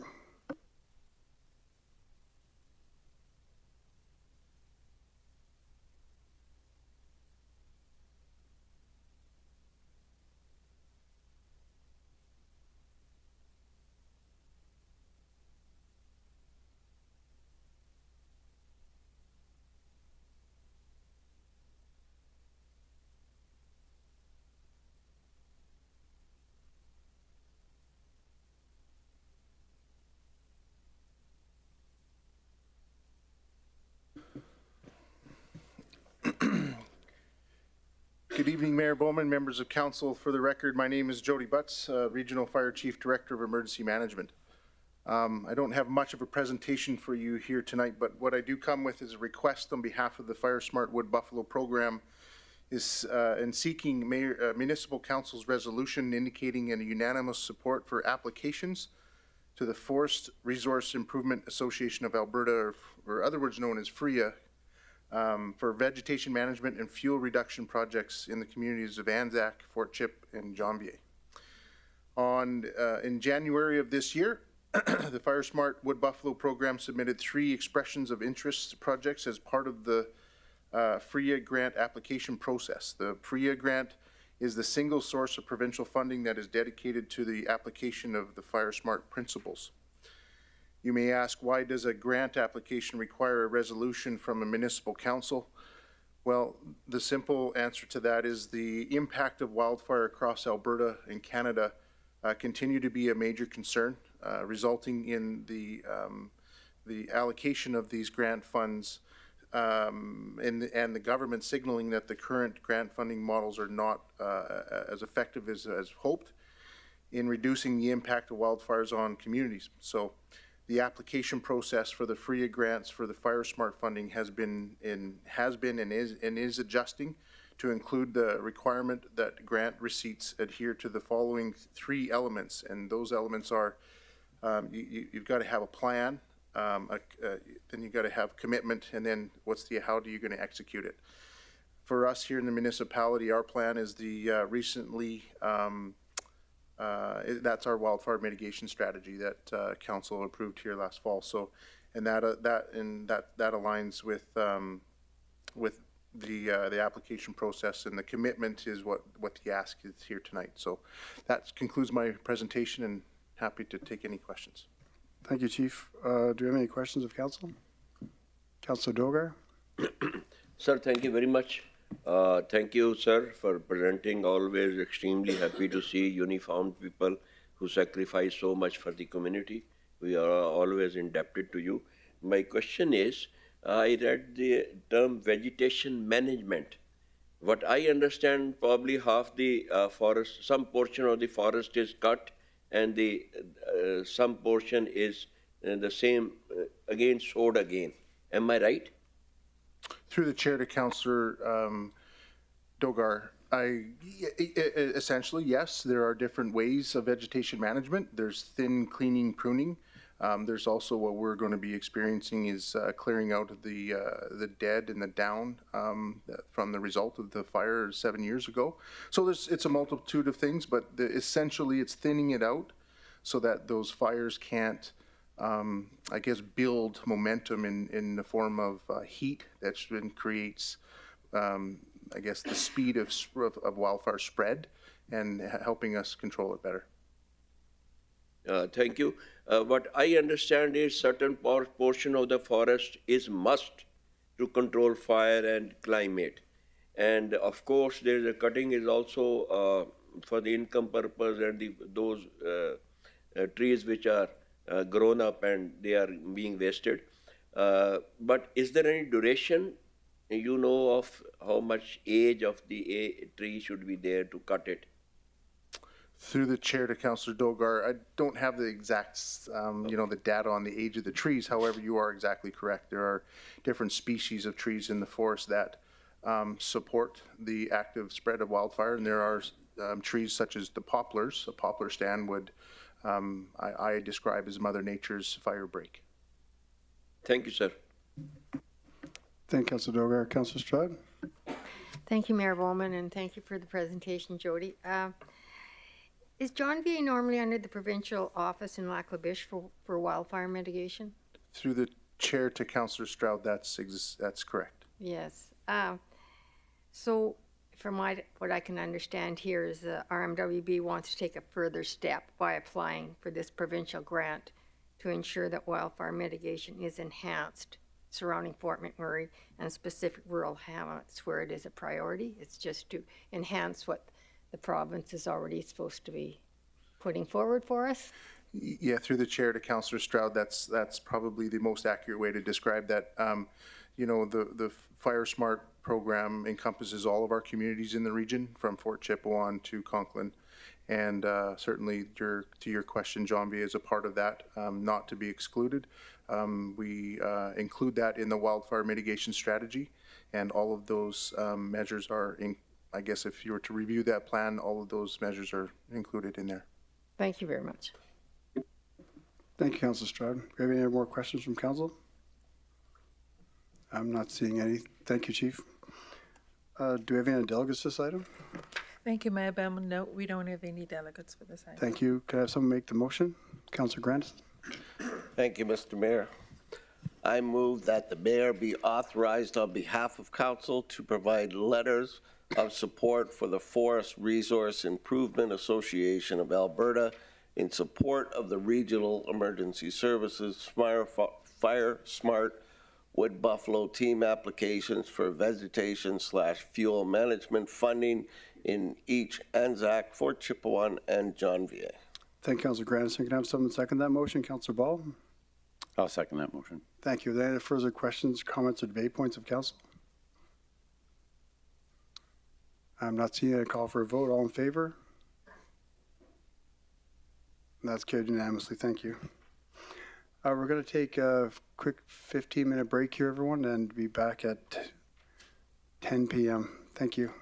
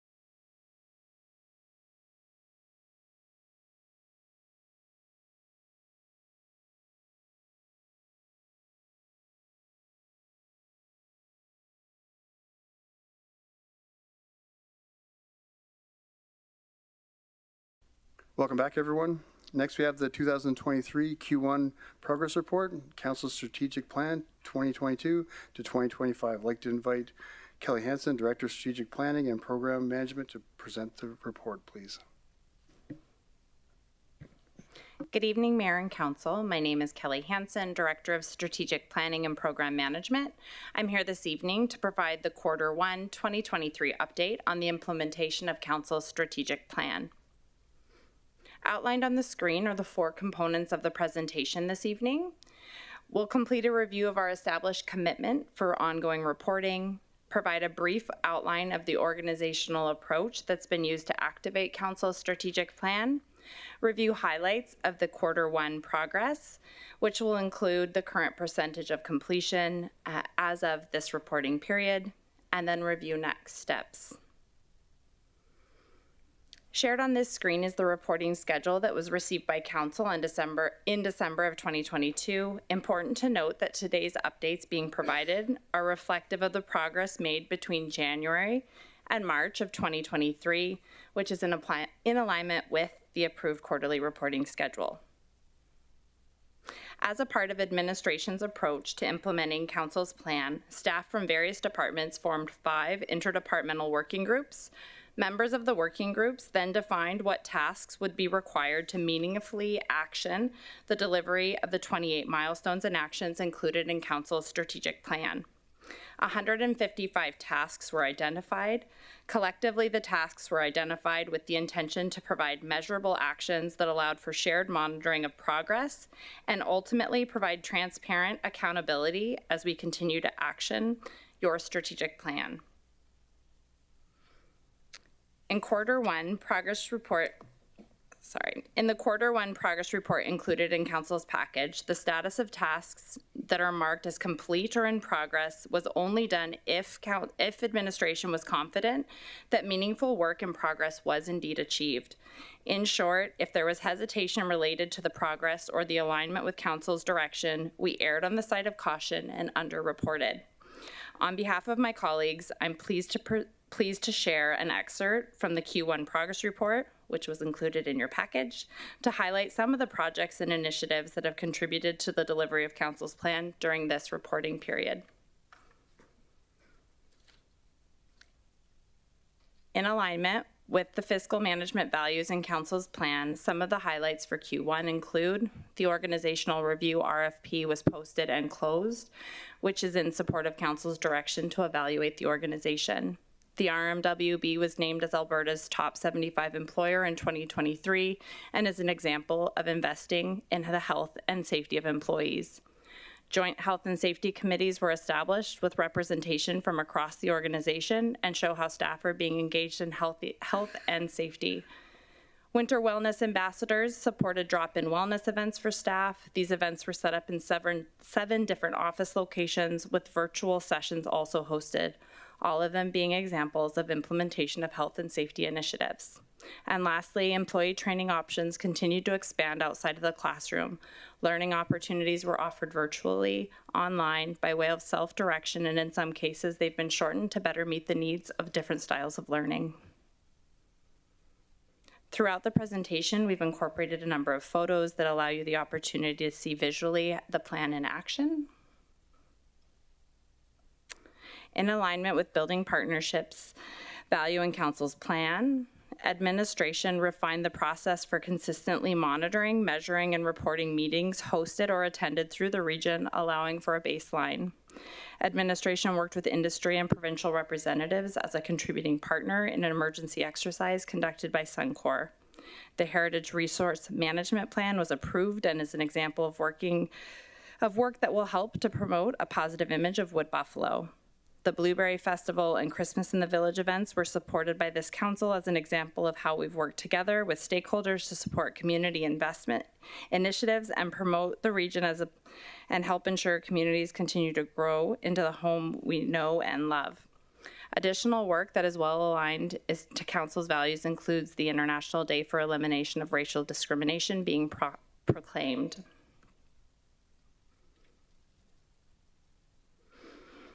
In alignment with the Rural and Indigenous Communities and Relationships value in Council's strategic plan, some highlights include Truth and Reconciliation champions have been identified through administration and as an example of our shared commitment to the advancement of the municipality's response to truth and reconciliation.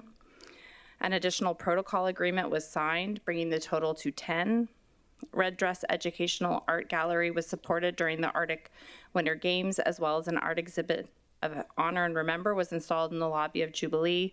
These are both examples of how we continue to host and participate in events and create and enhance reconciliation spaces. Additional work that is aligned to Council's values include Council signing a municipal services agreement with Athabasca Chippewa and First Nations, marking a significant step towards the creation of the first urban reserve in Alberta.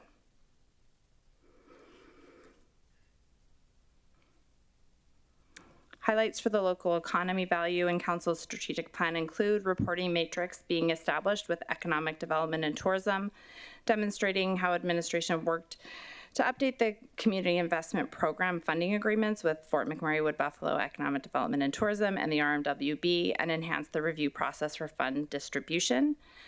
Members were appointed to the Pro-Business Advisory Committee and have been meeting regularly. Rural broadband projects have continued to progress as we work towards providing high-speed internet in rural communities. Lastly, administration partnered with local businesses to support and host an overview of the 2023 capital program, which included the procurement strategy, budget range, and anticipated posting quarterly for capital business projects in alignment with creating a pro-business environment. Downtown visualization, values in Council's plan. The downtown area redevelopment plan was drafted and engagement is currently underway. The community standards bylaw was enforced and resulted in 38 properties coming into compliance. The downtown revitalization incentive program again continued to make positive impact. A total of 15 downtown revitalization incentive program applications were received in the first quarter of 2023. Approximately for a value of approximately $147,000 being committed to 5 applicants, with around $173,000 being paid to 9 applicants who completed their renovations. In response to direction from Council, the current design for the waterfront project is being reviewed and had 2 workshops as well as regular committee meetings with the Wood Buffalo Waterfront Advisory Committee. This work continues.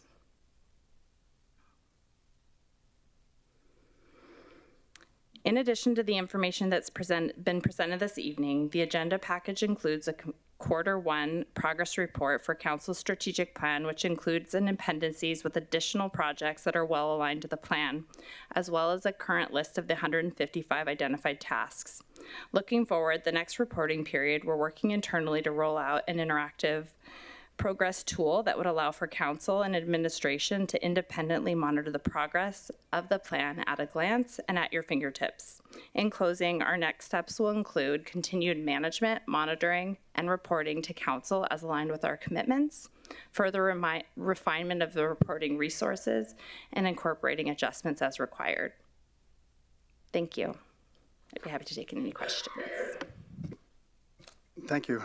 Excellent. I really like the way you set that in display so we can see where the progress is and where it's at and where it's going. Thank you for that. Do you have any questions from Council? Councillor Stroud? Thank you, Mayor Bowman. I do have some comments. I want to thank you for the presentation. And the format of the report is very appealing and appreciate the information within. I like the transparency by administration in working through the Council's strategic plan for 2022 to 2025. Thank you, Kelly. Thank you, Councillor Stroud. Councillor Dogar, do you have any questions? Yeah, thank you very much, Mayor. Kelly, it's a very good presentation, very informative. I just want to ask you, there's a community partnership. I think the economic development is done with partnership with other businesses. This is what I read in the papers. And I think A&W land, which we have sold for $7 million less than the original price. Sorry, what are we Councillor getting Dogar? from the other party? Sorry, Councillor Dogar, I don't think that's appropriate questioning for the strategic plan report. No, that doesn't come with the community involvement. Because that is a loss, that is the reason, or I don't know what's the reason. Okay, if it is not in your purview, okay, I take it back. Thank you, sir. Thank you, Councilor Dogar. Are there any other questions for Director Hansen? Not seeing any. Thank you. Do we have any delegates to this item? Thank you, Mayor Bowman. No, we do not have any delegates. Can I have someone make the motion? Councilor Weigel? I move that the Q1 Progress Report Council Strategic Plan 2022 to 2025 be accepted as information. Thank you. Can I have someone second that motion? Councilor Banjoko? Thank you, Mr. Mayor. I second the motion. Thank you. Do we have any other further questions of council, followed by debate points? Councilor Weigel? Thank you, Mayor Bowman. I just want to recognize Kelly Hansen and our Director Hansen and her team for doing a great job and really laying it out, making it very transparent and exactly where we're at. I think the information is great to see where we've gone and where we need to go. So just want to say thank you. Thank you, Councilor Weigel. Any other comments or debate points of council or questions? Not seeing any. Call for a vote. All in favor? And opposed? That's carried unanimously. Thank you. Next, we have the capital budget amendments. I'd like to invite Lori Farquharson, Chief Financial Officer, to present the report.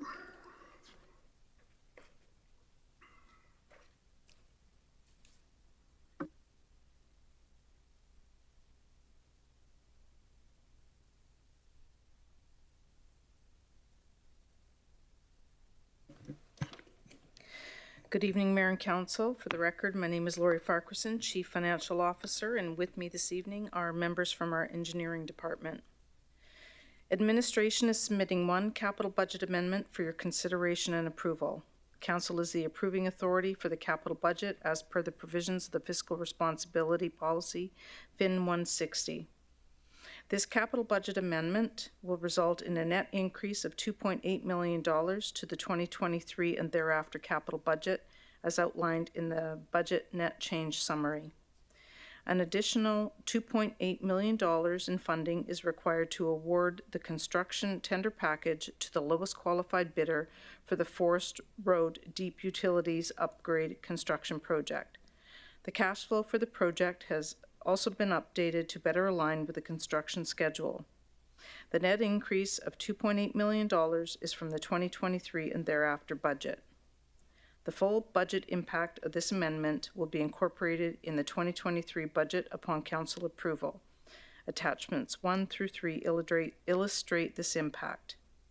Administration is recommending that the 2023 capital budget amendment as summarized on Attachment 1, 2023 Capital Budget Amendment dated April 25th, 2023 be approved, and that the revised cash flow of capital projects as summarized on Attachment 2, 2023 Capital Budget Amendment Project Cash Flow Summary dated April 25th, 2023 be approved.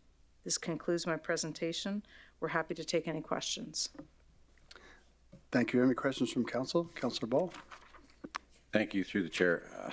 So looking at this, not only we're looking at a $2.8 million increase, but we're also looking at a longer time to complete this project. Is that correct? Because it looks like it was scheduled for 2025 and now we're to 2026. Is there a reason for that? Through the chair, I'm Nasser Qureshi, Acting Director, Engineering Department, and with me is Mason Ross, Project Manager, and he is also Acting Manager. So it was a program, and due to the reprioritization of all the strategic projects and flood mitigation and rural servicing, they were part of this. So this program was streamlined on a projects basis, so that's why this project was pushed back. So, and the fundings were reprioritized for those strategic priorities. So that's why it was just put in a project phased rather than having multiple projects starting at the same time. That's why it got pushed back. You're right. Thanks. Okay, thank you. Thank you, Councilor Ball. Councilor Stroud? Thank you, Mayor Bowman, and thank you for the presentation.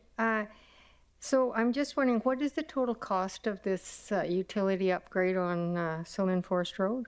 What is the actual total cost? Through the chair to Councilor Stroud, the actual cost will be $21.8 million. Okay, so are you changing out the water and sewer pipes? Is that part of the process? Okay. Through the chair, yes, Councillor Stroud. Okay, and so the pipes must be at the end of their cycle. Yes. Right. And upsizing as per the new standards. Yes, thank you. Thank you. Thank you, Councilor Stroud. Councilor Bajoko? Thank you, Mr. Mayor. Thank you for the presentation. So my question is, okay, even if this is approved right now, how long before we go ahead? Because I'm trying to see if the delay has impacted the original cost, and if we do delay, so what's our plan should this be approved?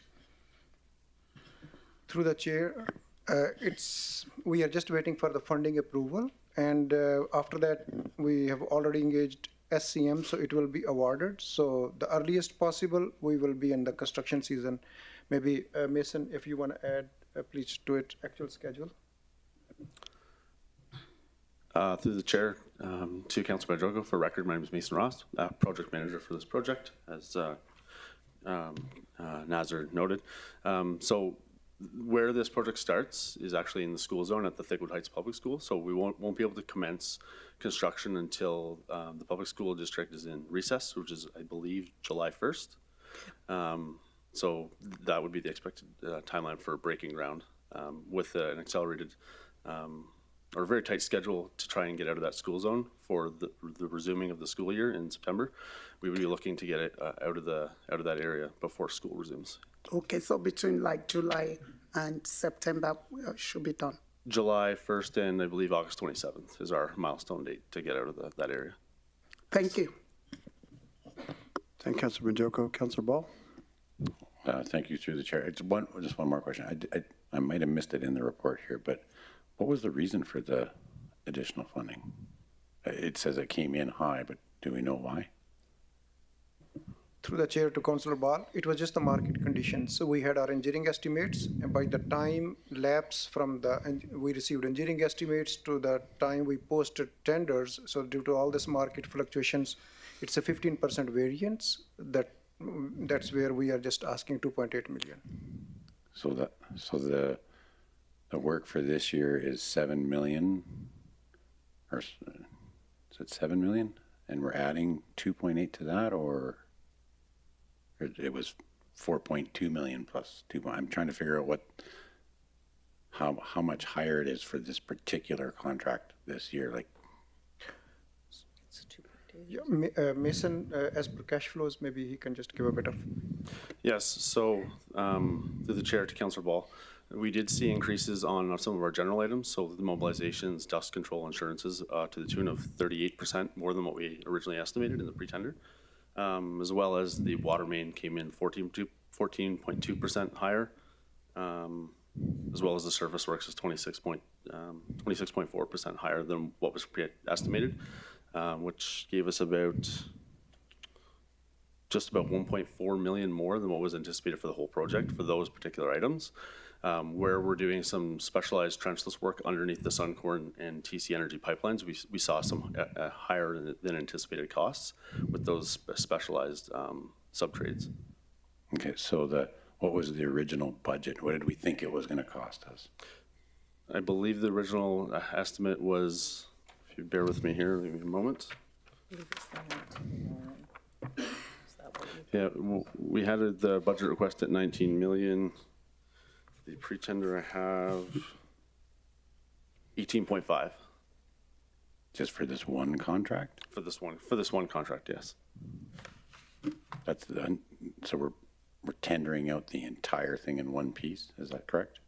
No, so through the chair to Councillor Ball, so this is about 760 meters from Sillin and Thicket to the Helen Pachoco Park along Sillin Forest, as well as the water main replacements behind the Dairy Queen, Save On Foods area that would link up to Thickwood Boulevard. So that would be another 350 meters of water distribution. I'm just trying to encapsulate how much we're spending this year, because we need to we need to spend an additional 2.8, as I understand it, on this particular piece. Isn't that what it says? It came in 2.8 higher than what it was anticipated. So was the original budget for the piece of work that we tendered 3 million and it came in at 5.8? I don't know. We didn't tender out $21 million worth of work, did we? Through the chair to Councillor Ball, yes, we did. This is one contract anticipated to last the 3 years, multi-year project. Okay. So it's the 2.8 would be, I guess, actualized over the course of the project. Okay. Okay, thanks. Do we have any other questions from council? Councilor Bajoko? Thank you, Mr. Mayor. I was just wondering if we have contingency plans for our projects at all. Is there anything like 5-10% so as to reduce the frequency of coming back and forth for projects? Just wondering.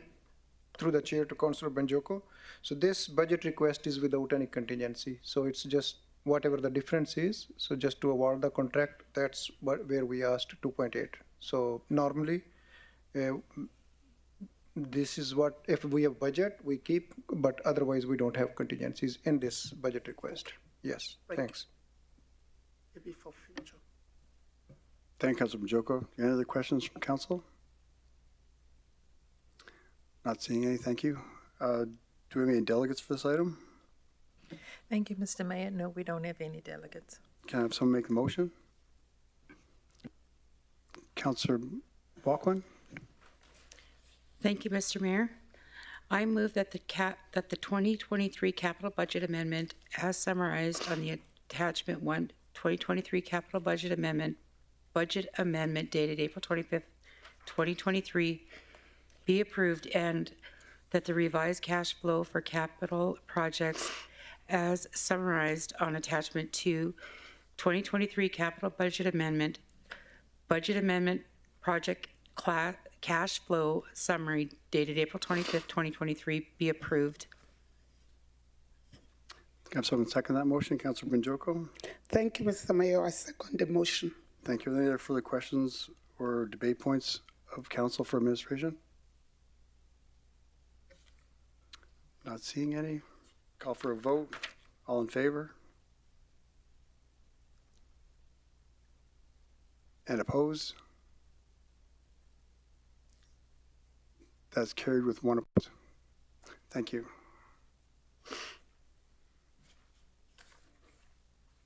I had lots to say, but I left. I don't want to talk anymore. Coughing. Lots to say.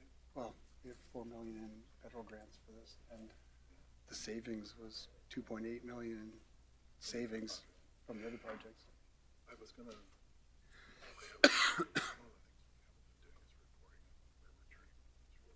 Yeah. Yeah, that.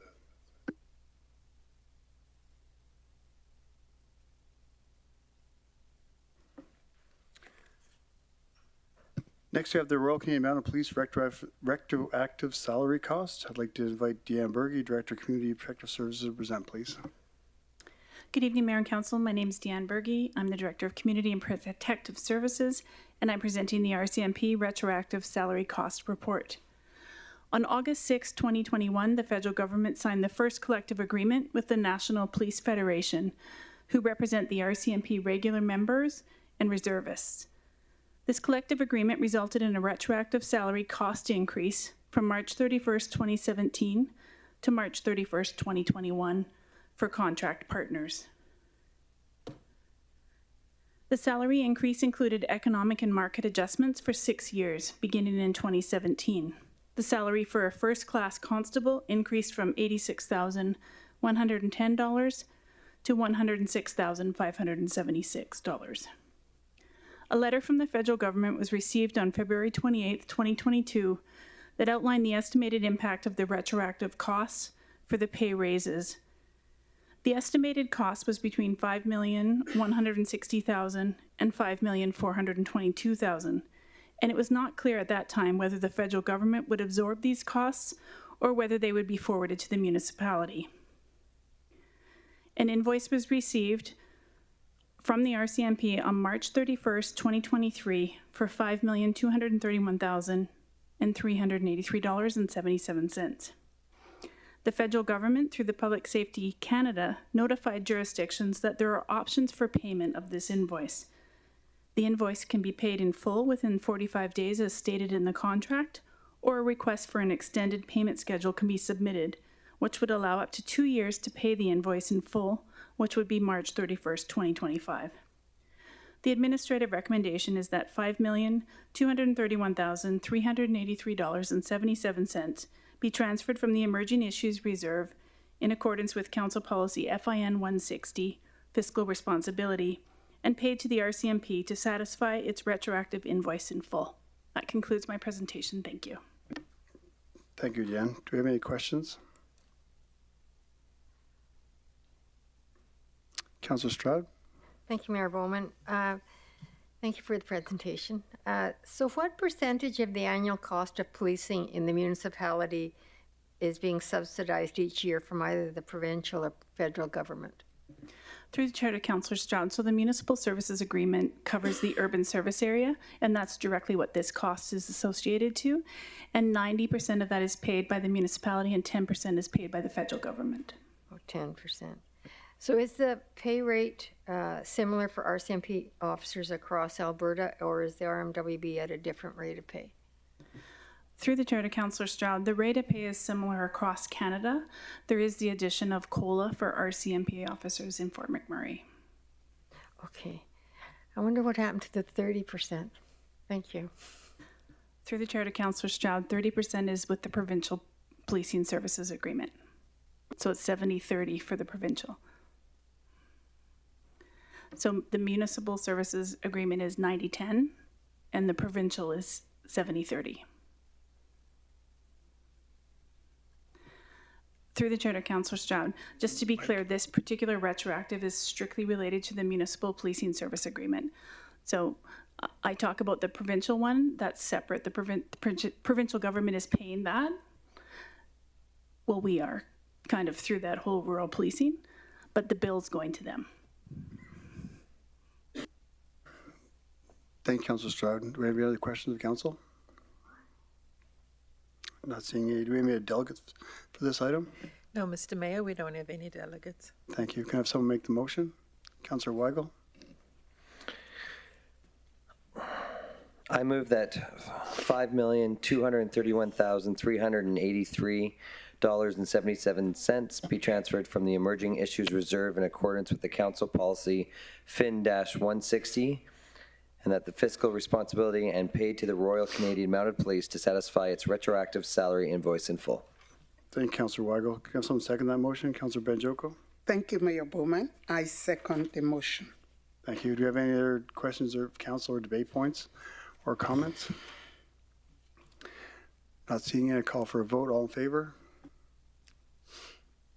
And that's carried unanimously. Thank you, everyone. That's it for today's meeting. Marcy Cho, Kinmus Compton, thank you. Have a good evening.